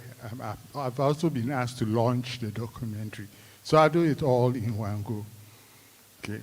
This documentary is a tribute to the remarkable achievements of the Ghana College of Physicians and Surgeons in the past 2 decades. It celebrates the founders, the dedicated staff, the residents, the alumni, and partners who have made the 20 years possible. By now, we all know why the Ghana College of Physicians and Surgeons was established, and we know what its contribution to healthcare in this country has been. The documentary we are about to watch is a shorter version of a 1-hour documentary. In fact, we could actually do a 90-minute documentary if we wanted to. It showcases some of the highlights and milestones of the college's journey through the stories and testimonies of individuals who have been part of the expedition. And I would like to thank all those who volunteered their time to be interviewed for this documentary. There are many people who we interviewed for this purpose. In the documentary, you will see how the Ghana College of Physicians and Surgeons has transformed medical postgraduate training in Ghana and impacted the lives of many individuals and communities. You will also see how the college has adapted to the changing needs and demands of healthcare in this country and how it is preparing itself for the future. As I said, the longer version will also be deposited with the college, and the college may choose to use it for promotional purposes as well as advocacy, as well as education. I hope this documentary will inspire you to appreciate the value and impact of the college, and that you will support its vision and mission in the coming years. The technique we used in producing this documentary is called talking heads. This technique of storytelling is very challenging. The story is told by the focal persons interviewed. So there's no additional voice. It's only those interviewed whose voices you will hear. And I'm grateful for Enigma Images for putting all this together. My special recognition goes to Doris Adabasu Kuonu, a professional in the creative, broadcast, theater, and film industry. She is a published writer, poet, and filmmaker. Doris, where are you?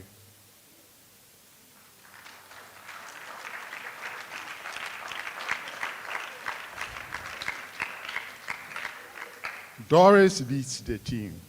But there's another person without whom this documentary would not have been. My friend, Benjamin Kofi Blay. He comes from the part of the country where I grew up. Blaise. Blaise the cameraman. It is through his camera lenses that the stories will be told as he captures them. The other person is the man who controls the sound that makes the story. Esu.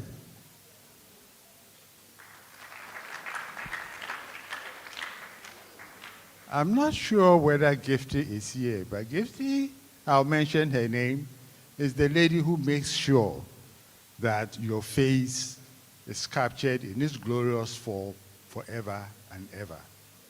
So she does the makeup. And then there is Koku Lumo, who, when it is necessary, he does the voice-over for the documentary. So ladies and gentlemen, this is the team that put together the documentary, and I wish you great pleasure in watching it, and I hope you enjoy it. The documentary, please.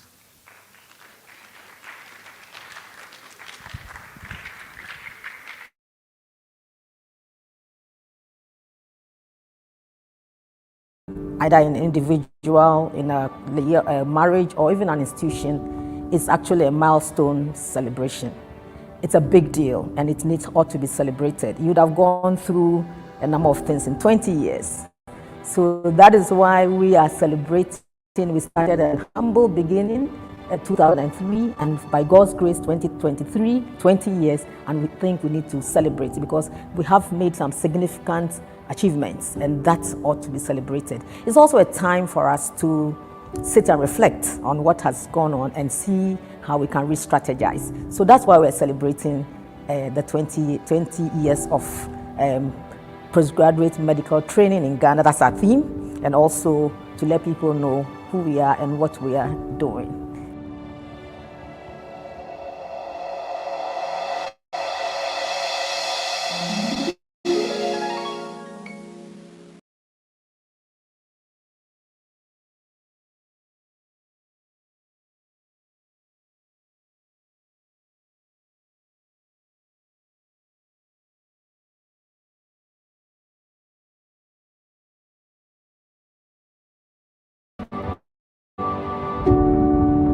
Since the late 19th century, Ghana had always wanted to educate or train doctors locally.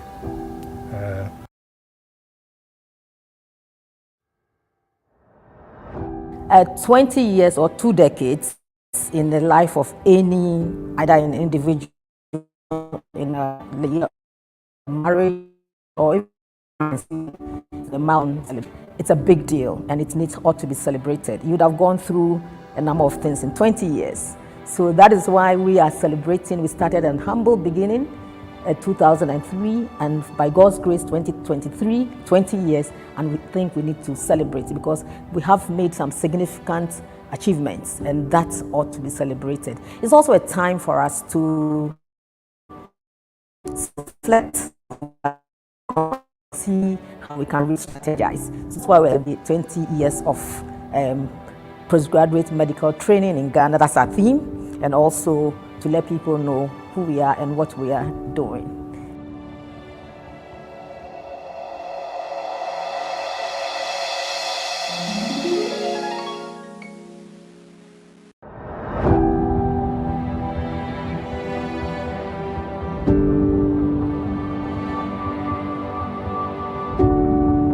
Since the late 19th century, Ghana had always wanted to educate or train doctors locally.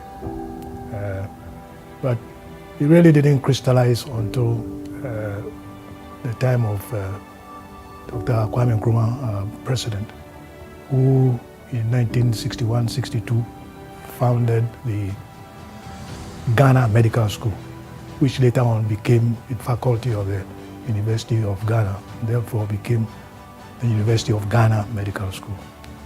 Now, before that, the Americans had wanted to do it, to found the school for Ghana, because we didn't have enough money to do it on our own. But for reasons we won't discuss now, Nkrumah decided that we will do it on our own.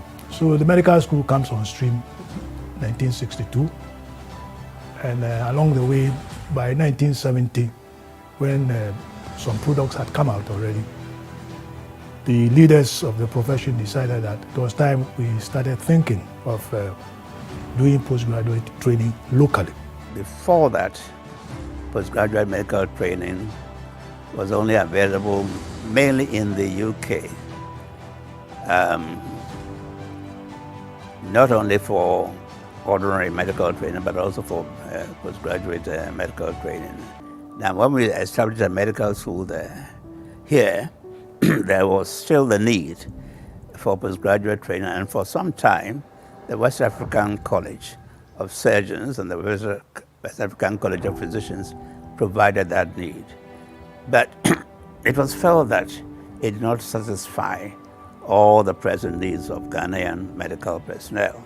From 1993, when Commodore Bimpe asked a group to start thinking about it, I would say that was when the ministry really started thinking about establishing the college. Then, in 1996, there was a Ghana Medical Association conference in Kumasi, and the theme was on postgraduate medical training in Ghana and the need for a postgraduate medical college for Ghana. After that, in 1997, jointly with the Ministry of Health, Ghana Medical Association, myself and Prof. Wosono were invited to join again in the advocacy at the Institute of Economic Affairs. A booklet was produced that would sort of guide the vision for progressing the idea that we were putting forward. There were task forces established to try and get this, to study the whole thing. I was part of one or two of the task forces, but the most serious step was taken when the NPP put in their manifesto for the election of 2000, that when they came into power, they would establish a postgraduate medical college in the country. And they won the election in 2000 and came into power. And the person who became the Minister for Health was Dr. Richard Anani, who happened to have been who had undergone training or was fully aware of what this involved. In 2000, a board was formed. And when that board was formed, I think it was Professor Bobby who was the chair. That was 2000. Then I came in 2001. My party has said that they wanted to come on the basis of removing the cash and carry. And I had gone to the parliamentary committee to say that we were going to set up a national health insurance scheme. And so straight away I said, yes, I know that this thing had gone on. Can we get what had been proposed? It came, and I said, let's go on. In November 2001, the Minister for Development of the Netherlands government, a lady called Evelyn Hefkins, came to Ghana, I think to assess what the help they've given to the health program in Ghana was doing. So they were sponsoring doctors and paying for whatever and so on among the development partners. So a meeting was held in Sunyani, and I was invited to attend to make a presentation. So I made a presentation as to the vision, at least as I thought of it at the time, because we hadn't got an office, we hadn't got anything at the time. So, and along the way, as I presented the vision which we had, which was portrayed as being self-reliant, and we're going to use our own people, use our own facilities, use our people abroad, if possible, so on. As I was making my presentation, Jacob Ejebilamte, who happened to be the Minister of Information at the time, was sitting by me. She just gave me a nudge and said, Paul, she's giving you $5 million. $5 million. So that made my day, that made the trip worthwhile. So when we came back, I could start rolling, bring into fruition the dreams I was having. There was also an opportunity for us to use support from the British government, the DFID, Department for International Development, their funding. At that time, we were also undergoing health sector reforms in Ghana. And it required that we build capacity. And in some of that capacity building, it required them bringing consultants, that is in general health systems development, into Ghana. And there was a funding, which was about £2 million, which supported that. Part of that was also for us to build capacity. So we sent people out into the UK. In a year, over 100 health professionals were sent to the UK, some for courses longer than 6 months, others for courses less than 3 months. And we developed a lot of capacity. The area of nephrology, the area of radiology, the area of oncology were some of these, and then blood transfusion services. First, we needed to have a rector who was going to ensure things move. Second, we had a president who was very interested in ensuring that things move. The president ensured that whatever the rector needed to get things moving was done.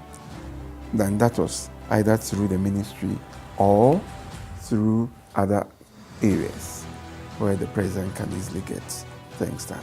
The president was President Kufuor, and the rector was Professor Paul Nyame. And both of them did so well to ensure that we had whatever we needed to get the college as it is today.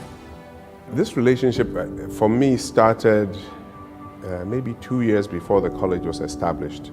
Professor Nyame visited the US and wanted as many of the Ghanaian specialists to attend a conference at the Ghana Embassy to tell us about the plans for the college and how we might contribute to it. And so from those series of meetings, eventually the college was established and we were part of the founding fellows of the college at the time. Looking for an office, Honorable Yabema was decent enough to take me in his car and take me around Accra looking for an office. And the last one he took me to was what is now the National Development Planning Commission office.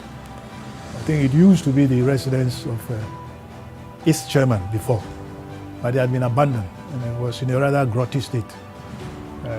He looked at me and I could see him smile, thinking I wouldn't take it.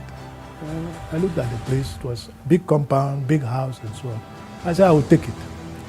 So I took it. But my aim was not that that place would be a permanent residence. And I kept on looking for a place for permanent buildings. Again, I went to see Mr. Yabema, and still, again, he was very generous. And looking for a place, I couldn't find any piece of land or wherever where we could say we were going to build. But I was fortunate I came across a very fine lady, Dr. Cynthia Bannerman, who told me, Prof, that building there hasn't got anybody living there, so go and look at it. We are troubled by thieves and so on and so forth, so she wished it to be taken away. So I went and looked at it. Again, it was falling apart. I mean, it was one of these old bungalows next door to where the National Cathedral is being built. So it wasn't in a very good state. they approached us as architects with what they wanted for the college building. And based on their brief, what we call a brief, they wanted administrative offices, seminar rooms, meeting rooms, an auditorium, and so on and so forth. So they gave us their brief, and then we set off to start with the conceptual designs. Well, first of all, you have to have in mind that this is basically a school, in quotes, but a school with a difference. A school which had adults coming in who had needs and so on. So you had to have places where people could be taught. You should have a place where you would have an administration. You should have a place. Those days, we were even thinking about virtual teaching and so on. Indeed, I even went to Scotland to see how it operated. People could consult patients and so on using online and so on, and I saw it. So we had to make provision for that. We needed, and most importantly, we needed we needed a hall. First, I thought 400 would do, 400 for a hall would do, after all, a small college. And then I started traveling around, went to this place, went to this place. Each time I traveled and came back, I changed my mind. The initial concept was to provide for 500. He asked for 250 in addition to the 500. And that meant we had to introduce a gallery. So we had to go back to the drawing table and then incorporate the gallery. So the works at that portion of the construction was stalled until we got our textual drawings for the gallery, the structural engineering drawings, mechanical drawings, all the drawings that had to come with the electrical drawings done before we continued with that part of the building. The hospitality wing of the Ghana College of Physicians and Surgeons. It started after we had come up with the initial request from the college. We had the first rector who kept coming back to us, having discussions with us. And he came over to tell us, look, usually when we have functions, we have doctors coming from all the regions all over, the nation. When they come over, some of them end up in hotels and so on. We came together as a team with my senior partner at the time, Mr. Daniel Osei-Kufo. We had discussions on it. There was this other architect who also worked with me on this project, Yao Sechibekwin. And we decided that we'll ask the structural engineers to design the foundation to carry 2 more floors. So with that, when Professor Nyami came back to request for the accommodation for guests and so on, it was quite easy for us to incorporate it. The mandate of the college under the act that establishes us is to provide specialist training in medicine, surgery, and related disciplines, to promote continuous professional development for all doctors in medicine, surgery, and related disciplines, to promote research in medical research generally, and then also to contribute to public health policy in the country. The primary role of the college was to train doctors to have more skills. The idea is that as you acquire more skills, you're able to do more for the patients in healthcare practice. So you come to us, we give you the training, then you go out there and then you do the performance. The other way we impact practice is that our continued professional development programs. So after you finish your training, you may not even be a fellow of the college or a member of the college, but you're a doctor practicing in Ghana.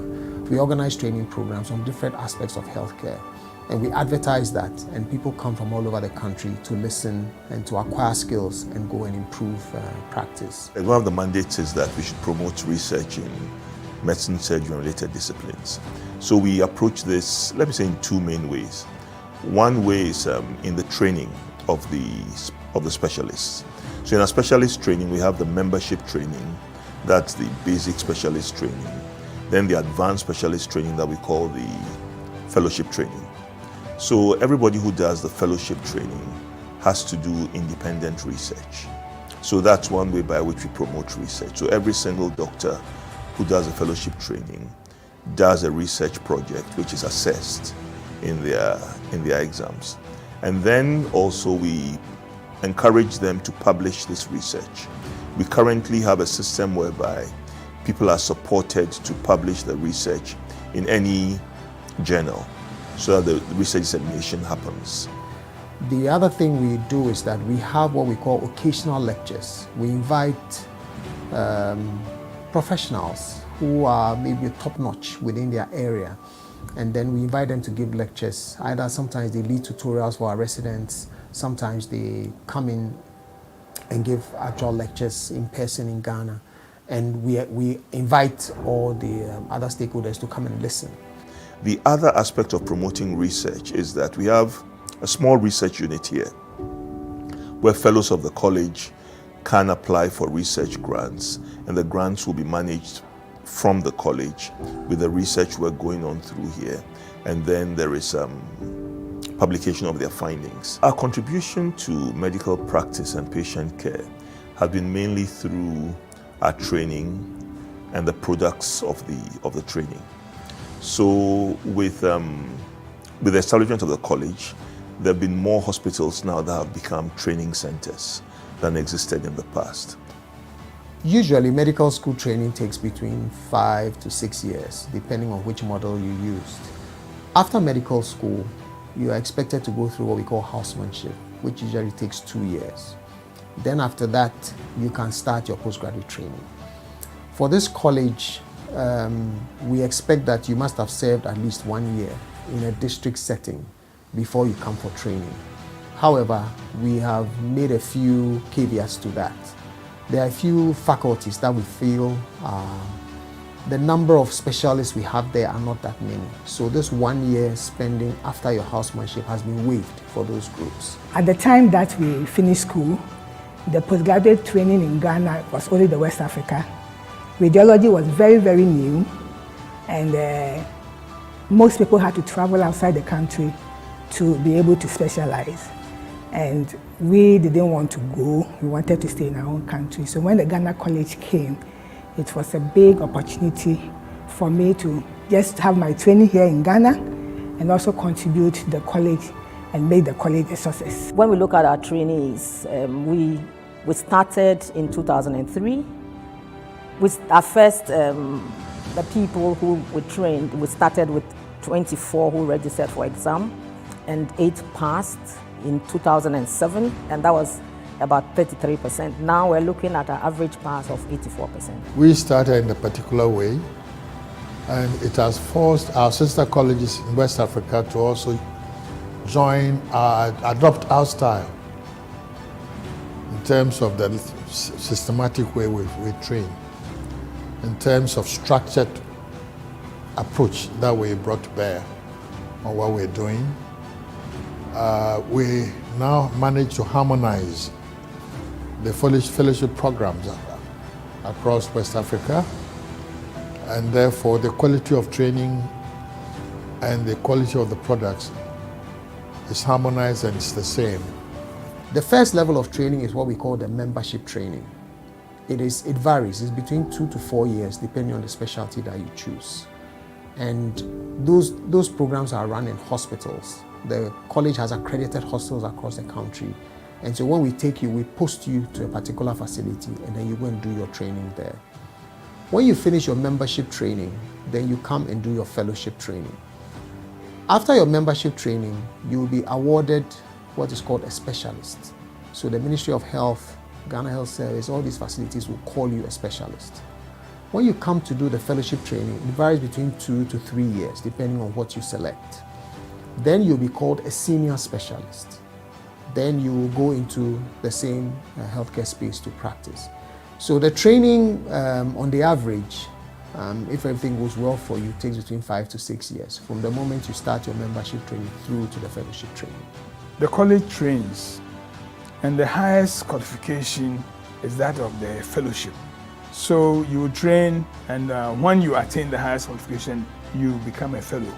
The college has over the years adopted measures, in line with advancement in technologies in order to make its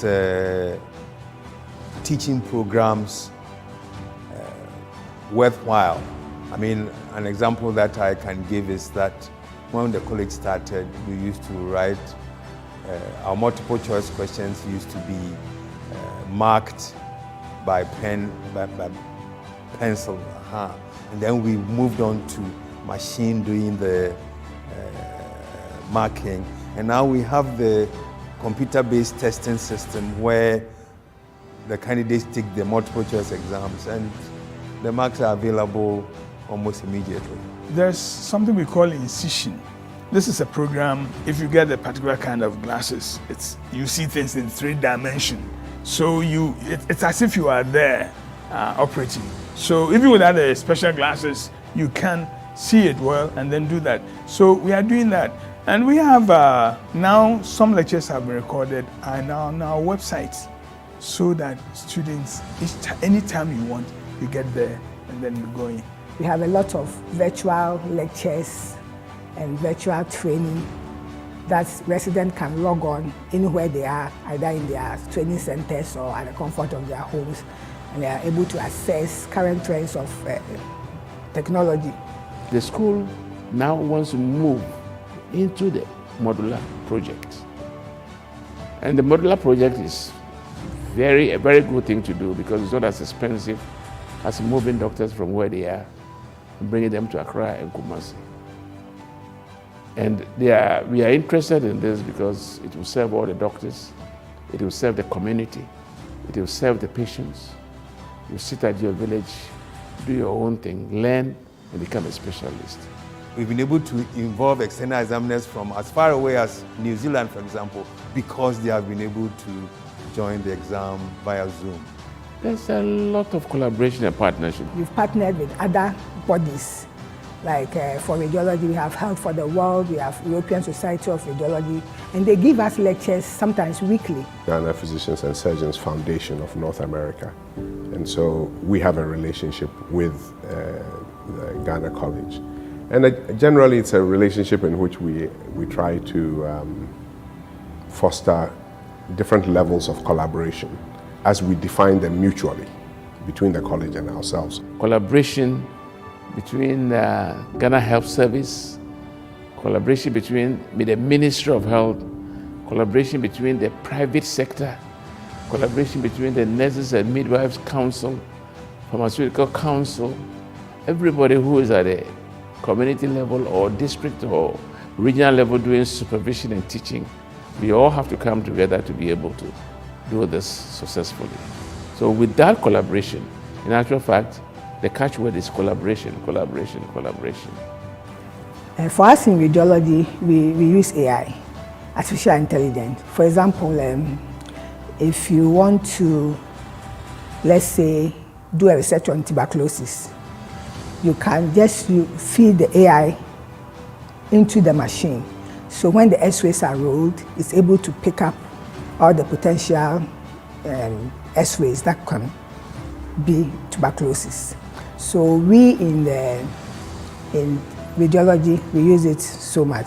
Especially when the COVID time came, there was software that were able to pick up the COVID from the X-rays and the CTs, so that even if the person reading it cannot, at least there's a prompt that it could be COVID. If you look at it, using these enhanced techniques, it will give us greater leverage in training our candidates. We have trained up to date about 1,700 members and then about 200 fellows. And they are contributing to the health sector. And of course, that will impact on the health delivery system, and of course on patient outcomes. I think the Ghana College of Physicians has served the purpose it was set up for very well. In other words, to develop manpower for the health needs of the country. Essentially to produce physicians and surgeons to serve the hospitals and other health facilities that are being put up or already exist in the country. When we started working here as a group of psychiatrists with the college, there were 12 psychiatrists in the whole country, 12.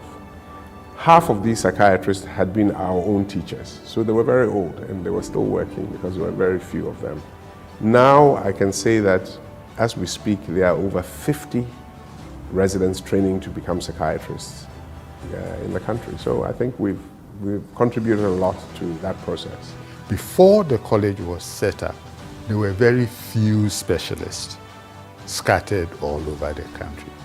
The concentration was in Accra, Kumasi. We have significant increase in the number of specialists at our facilities.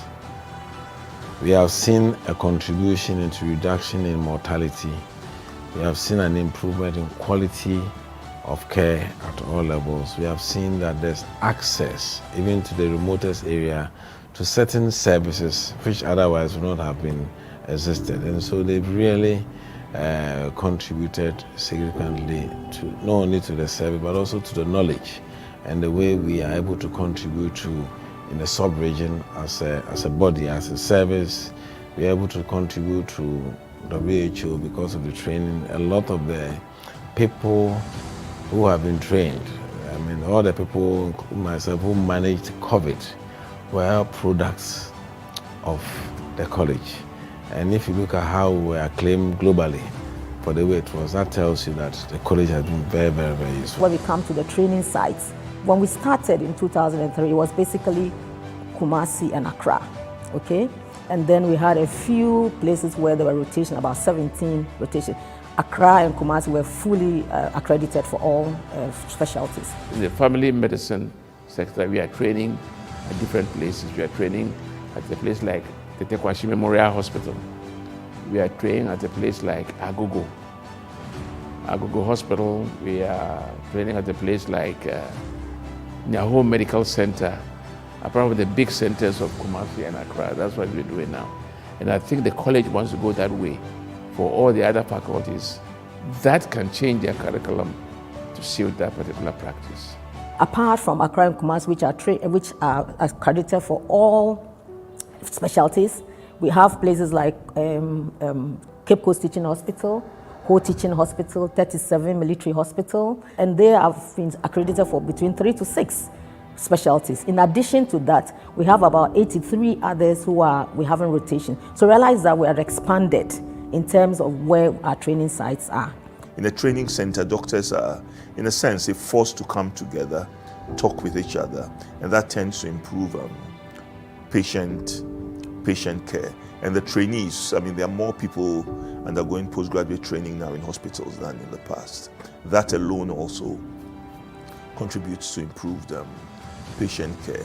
And from the aspect of the Ministry of Health and Ghana Health Service, once a place becomes a training center, there is also the pressure to provide certain levels of equipment. So as we get more hospitals being training centers, the infrastructure, the equipment in the hospitals tends to improve, dialogue between the doctors tends to improve, and the resultant thing is that the patient care also is better. One can say that, for example, from the time that the college was started, we had an institutional maternal mortality rate of about 270 per 100,000 live births. Now it's dropped to about 112. Definitely the skills and the access to specialist care has significantly contributed to this kind of gains, including even newborn deaths related, and access generally to specialist care has improved. The college has fulfilled its mandate to a large extent. The numbers of specialists trained is fantastic, and it's improving all the time. but the number of senior specialists trained is, I believe, below expectation, and it could be better. Again, in the beginning, when we were developing the programs, we also thought of sub-specialization training. I haven't seen much of that. And I think that's also one area we can do more.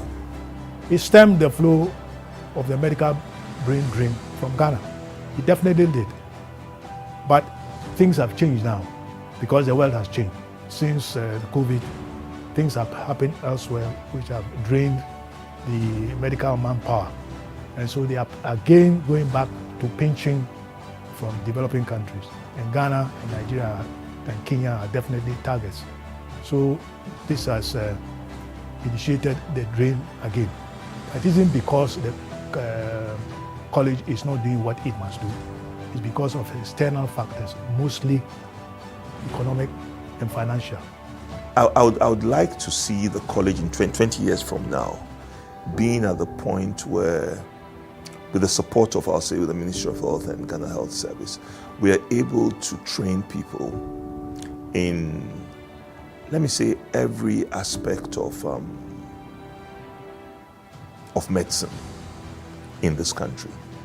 I mean, when it comes to the technology, whether it's the minimal invasive techniques in surgery, image guided like the ultrasound or MRI guided intervention procedures, we are able to do it in the country. And 20 years from now, all these new hospitals that we say we are building, I mean, for us to have training going on over there. I would like to see a college that is preferably independent of government sponsorship, that we can raise our own funds, and that gives us the flexibility of doing a lot of things that we can't do now. When you look at other countries like the UK, the US, their postgraduate medical training colleges are actually independent bodies. They support the government, but then they are able to generate their own income and drive things. So 20 years from now, if we are able to hit that, that'll be a major step. Next 20 years, my expectations are great. I'm looking at, like I said, leveraging technology. I mean, in all as every aspect of training, research, in terms of therapeutic diagnostics. We will work with the specialists in the AI field. I mean, the people say it's frightening, but we work with them. We are not specialists, and I think that we will take the advantages that it offers in our training so that we can provide world-class teaching experience. And then more advocacy. I think we haven't done much of that. So again, that is why we will have the Society of Fellows and Members, and we would be going out health issues, advocacy on that. What is the college's position on that? And that is what the fellows and so yes, I think that it has exciting times. And next 20 years, God's grace, we'll see the college move from one level to a higher level. Wow, what a wonderful That's my expectation. documentary. Thank you very much to the Brochure and Documentary Committee led by Professor Foreje and Dr. Henry Lawson. Thank you so much.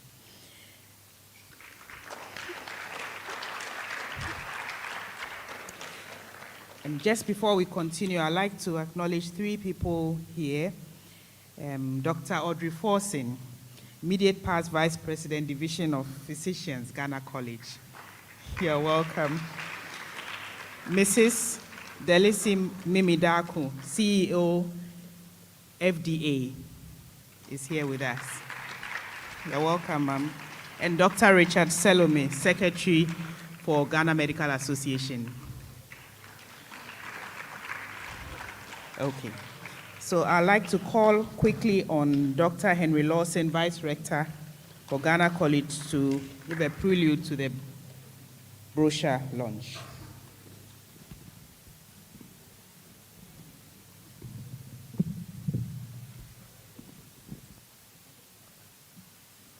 Thank you very much. Good afternoon, everybody. Oh, good afternoon. Thank you. Well, every year, the college produces a brochure. Every time we do an AGSM, we produce a brochure. So why is this special? Basically, it's because it's our 20th anniversary.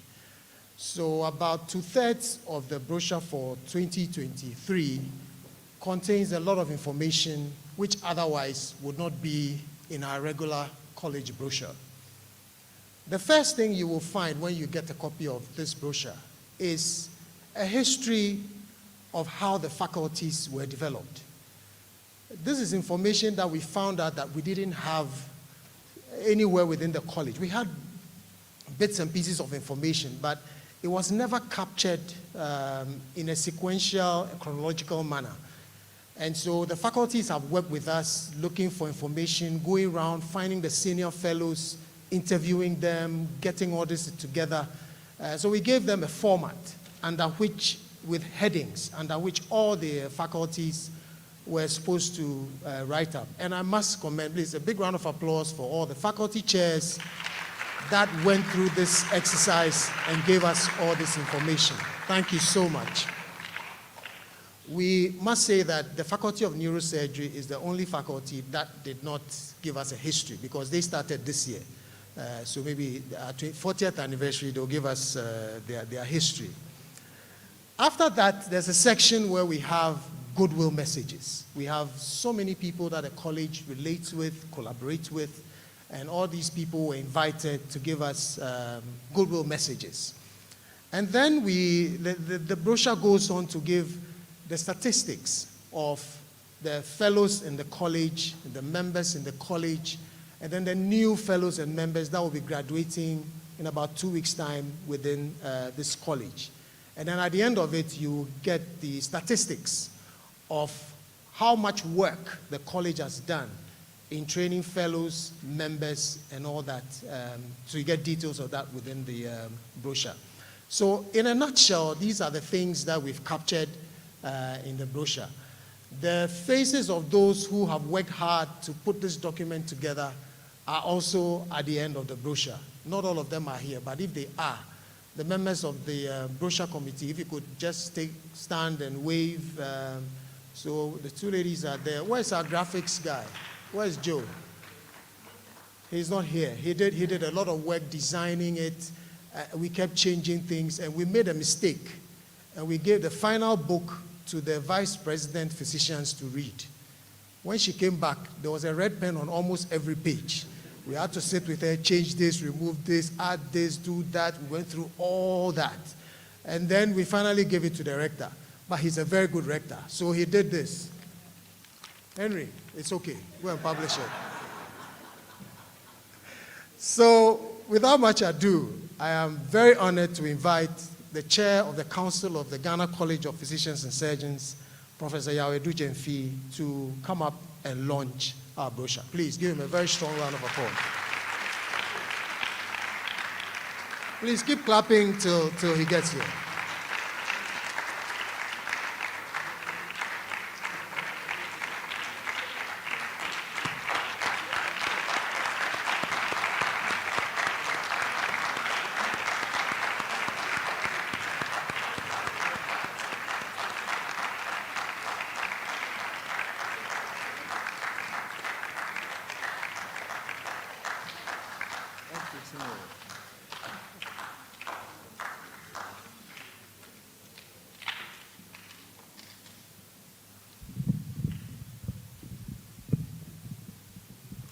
Good evening.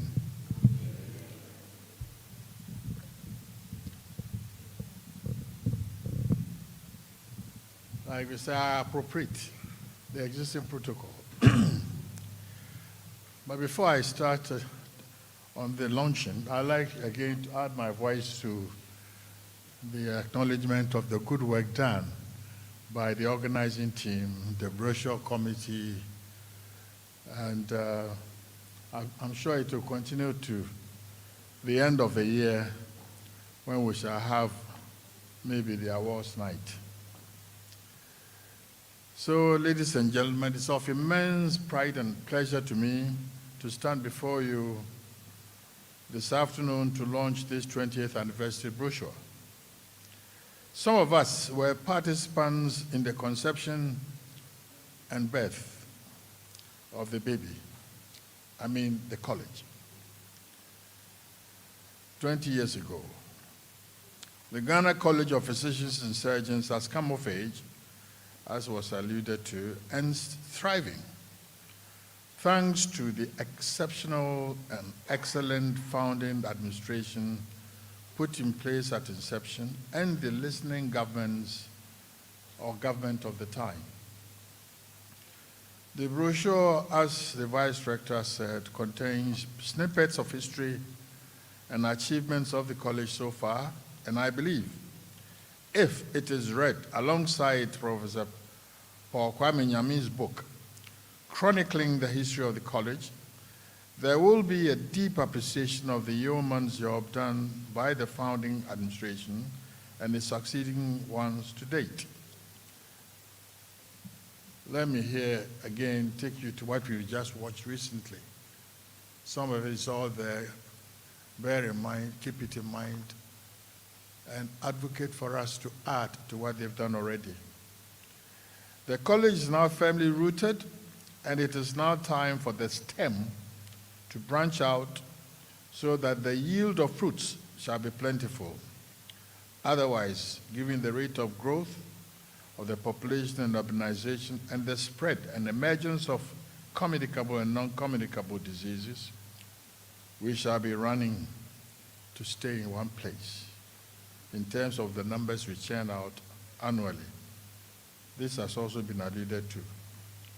In this regard, every effort is being made by the college to promote decentralization of the training, which, with political will, appropriate and adequate support, will be crowned with success. The brochure contains precise accounts of where every faculty is at currently, as regards training and the statistics of the outputs. Given the ratios per population required, dwelling on these numbers may stimulate offers of advice and suggestions from fellows, members, residents, and even laity. That may help our effort. We invite even comments from you for what you have seen. Maybe you have something to tell us to how we can rapidly accelerate training. I'm talking to you, the students. With these few remarks, Professor Chair, I would like to declare the anniversary brochure duly launched.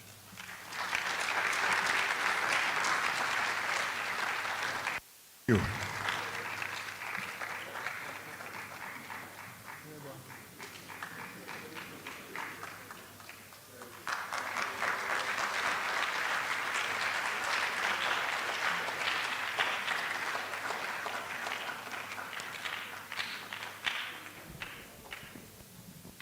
Thank you very much, Prof, for that. So since just Prof just launched it, we'll just do a small exercise. We have our ladies around with the brochure. They are going for a very cool price, minimum of 100 cedis. If you give us more, we'll take. So our ladies are coming around. When they come already, just give one to you, and you can give them a minimum of 100 cedis. You can sign a check, 1,000. The college would appreciate you. So the ladies will come around. Please, let's take, everyone should take one. Dr. Salome, you can buy like 10 for the GMA house. So that's... So we'll just take a few minutes to do that, and then we'll invite our Honorable Chair to give the closing remarks. So a minimum of 100. Minimum. If you give us 1,000, I will appreciate. Dr. Salome wants 10 copies, so please, he is at the back. So please give Dr. Salome about 10 copies. Yes.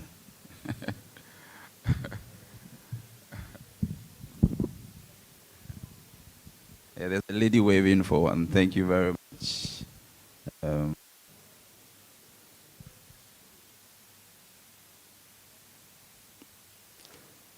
For the students, I'm sure we'll figure a way of sorting you out when I would discuss with my chair, and then we'll see how we will sort the students out. All right?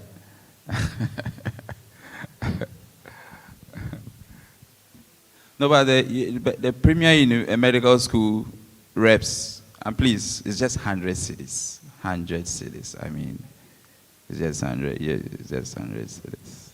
So, have you taken copies already? You are waiting for. You are not students. You are not students. You are postgraduate students. All right. There will be more copies outside when we are done. So if you want to buy copies, there will also be copies at the reception. So you can inform colleagues who always pass by the college and get some copies. All right. Thank you very much. At this point, I would invite my honorable chairman, Professor Ernest Aite, to give us his closing remarks.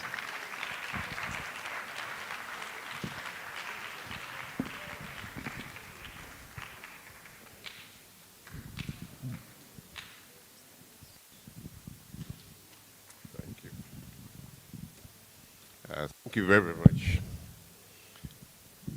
I am quite relieved that we've come to the end of the program without any hitches. The last time I was invited to an event here in this beautiful auditorium was in 2010, when I had just assumed office as Vice Chancellor. And again, I was invited to an event of the college, and I was badly late because of heavy traffic. And I came to this auditorium full of very angry doctors. And I told myself, today I wasn't going to give anybody the chance to be angry with me, so I got here in time. And I'm very happy that things have gone very, very well. We listened to the lecture by Professor Margaret Lartey. And one thing I learned many things from it. One thing that I thought I'll be able to comment on, especially with reference to our students here and our young people here. As I listened to Margaret's lecture and her explanations of the whys and the consequences and so on, and make reference to the "Black is Beautiful" slogan that she alluded to, one thing struck me, that, the process of bleaching has become a major part of the African culture. So it's a cultural thing. It's a behavioral thing that has caught on and will be with us. So why this culture? The culture is a consequence of low self-esteem, the consequence of lack of confidence. And it's something that can be related to the colonial enterprise and also many other things. As we were young people growing up in Accra, you heard things like,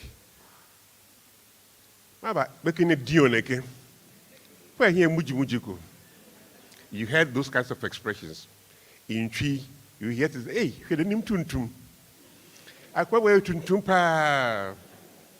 these were things that were meant to put you down. So you grow up thinking that, boy, before, these are things that we've done to ourselves over the years to give us the low self-esteem and low confidence. As you grew up as young Ghanaians, I want you to think about how to build up your confidence. The confidence in being African, the confidence in being dark-skinned, the beauty of it. If you allow anybody to put you down on account of your skin color, it's going to affect you in many different ways. It will affect your intellect. If you are dark-skinned African and you believe that you are worse than a fairer-skinned person, it will follow you throughout your life. It will follow you in how you study. It will follow you in how you work. It will follow you in how you live your life. Having a fairer skin is not going to make up for anything that is lacking in you. So you have to develop the confidence that assures you that even though you are dark, you are beautiful. Even though you are dark, you are smart. Even though you are dark, you can do anything that you want to do. And that's the lesson that I give you. To the college, after 20 years, clearly, we've seen how the work of the pioneers has paid off. We've seen the excellence, the increase in the number of specialists produced in this country. So today, for any of the major faculties that we can think about, they are specialists trained in Ghana, well exposed, able to do anything that would have studied from Leeds or from Cardiff or Edinburgh or Aberdeen. That's where the people used to go for their specializations. Today, you can sit in Ghana and do that.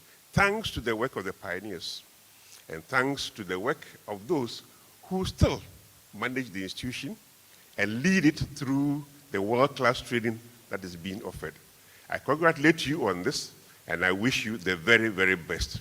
And I promise next time you invite me, I will come on time. Thank you.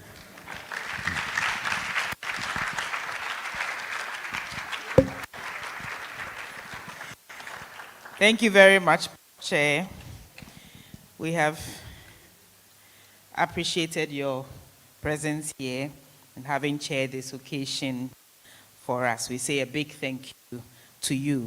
We also would like to say thank you to Professor Margaret Lartey for an excellent, engaging lecture. Thank you very much. We really have appreciated that. We say thank you to Professor Peter Donko for also emceeing the public lecture for us. We thank Professor David Oforeje for launching the documentary and Professor Yawedu Jemfi for launching the brochure. And every single member of the high table, all our dignitaries here, members of the college, fellows, faculty chairs and secretaries here, or the schools who have been here to grace the occasion and who have really engaged and made us know that they are part of us. You haven't stopped clapping. We appreciate you very much. I think one thing we will all take away is that black is truly beautiful. We are all wonderfully created by God. This skin is lovely and we should appreciate it and send the message across. You are beautiful. We are all beautiful. Thank you. Before we end, I would like to acknowledge all the subcommittees of the 20th Anniversary Planning Committee. If there are any of them here, as I mention your name, kindly rise up and just let us acknowledge you. Brochure and Documentary Committee, Professor Oforeje, Dr. Lawson, Dr. Henry Lawson, Dr. Justin Ansah, Miss Muniratu Mustafa, Mrs. Hetty Ferguson Lane, and Mr. Joseph Ajay Jechi. They were members of the Brochure and Documentary Subcommittee. Thank you. Then the Publicity, ICT, and Logistics Committee, Mr. Patrick Ansah, Dr. Jefferson Owusu Adai, Dr. Florence Akumia, Mr. Barnabas Edufo. Thank you very much. Budget and Fundraising, Mr. Gbena, who is not here with us today, I believe, Dr. Nyami, myself, Miss Mustafa, Dr. Eboteria, and Miss Lucy Ofosu. Then finally, members of the main planning committee. Our chair, kindly acknowledge Dr. Justina Ansah. Dr. Ansah, can you rise? Let's see you. She has done an excellent job in this. Thank you. Then the secretary for the committee, Miss Muniratu Mustafa. Thank you, Muni, for excellent work done. Dr. Jefferson Adai, Dr. Florence Akumia, Dr. Kweku Nyami, and Dr. Hannah Ayete. Finally, I'd like to say that the college cloth is available. If you see Muni or any of the college staff outside, they will let you know. It's going for 100 Ghana cedis per yard. Yes. We have two beautiful colors, the blue and the red, for signifying both the physicians and the surgeons. You are all entreated to buy both colors so you can look beautiful in either of them whenever we have a college event. Then we also have the 20th anniversary souvenirs which are available. We have beautiful clocks and pens and a flask as well. So please, you'll find these souvenirs on your way out. Finally, I'll call on Dr. Florence Akumia to give us the closing prayer.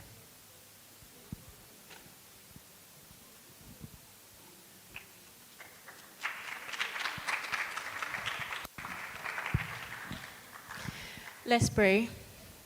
Almighty and everlasting Father, we are grateful for today. We thank you for the gift of life. We thank you for your protection that brought us from far and near to this event. We thank you for all invited persons who were able to grace this ceremony with their presence. We thank you for all that we've heard and for boosting our confidence that even you looked at your creation and said it was beautiful. So we leave here a full confidence knowing that we are loved and beautiful as we are.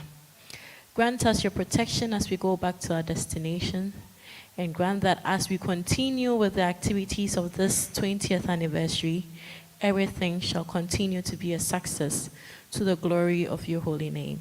This is a humble prayer through your Son, Jesus Christ our Lord. Amen.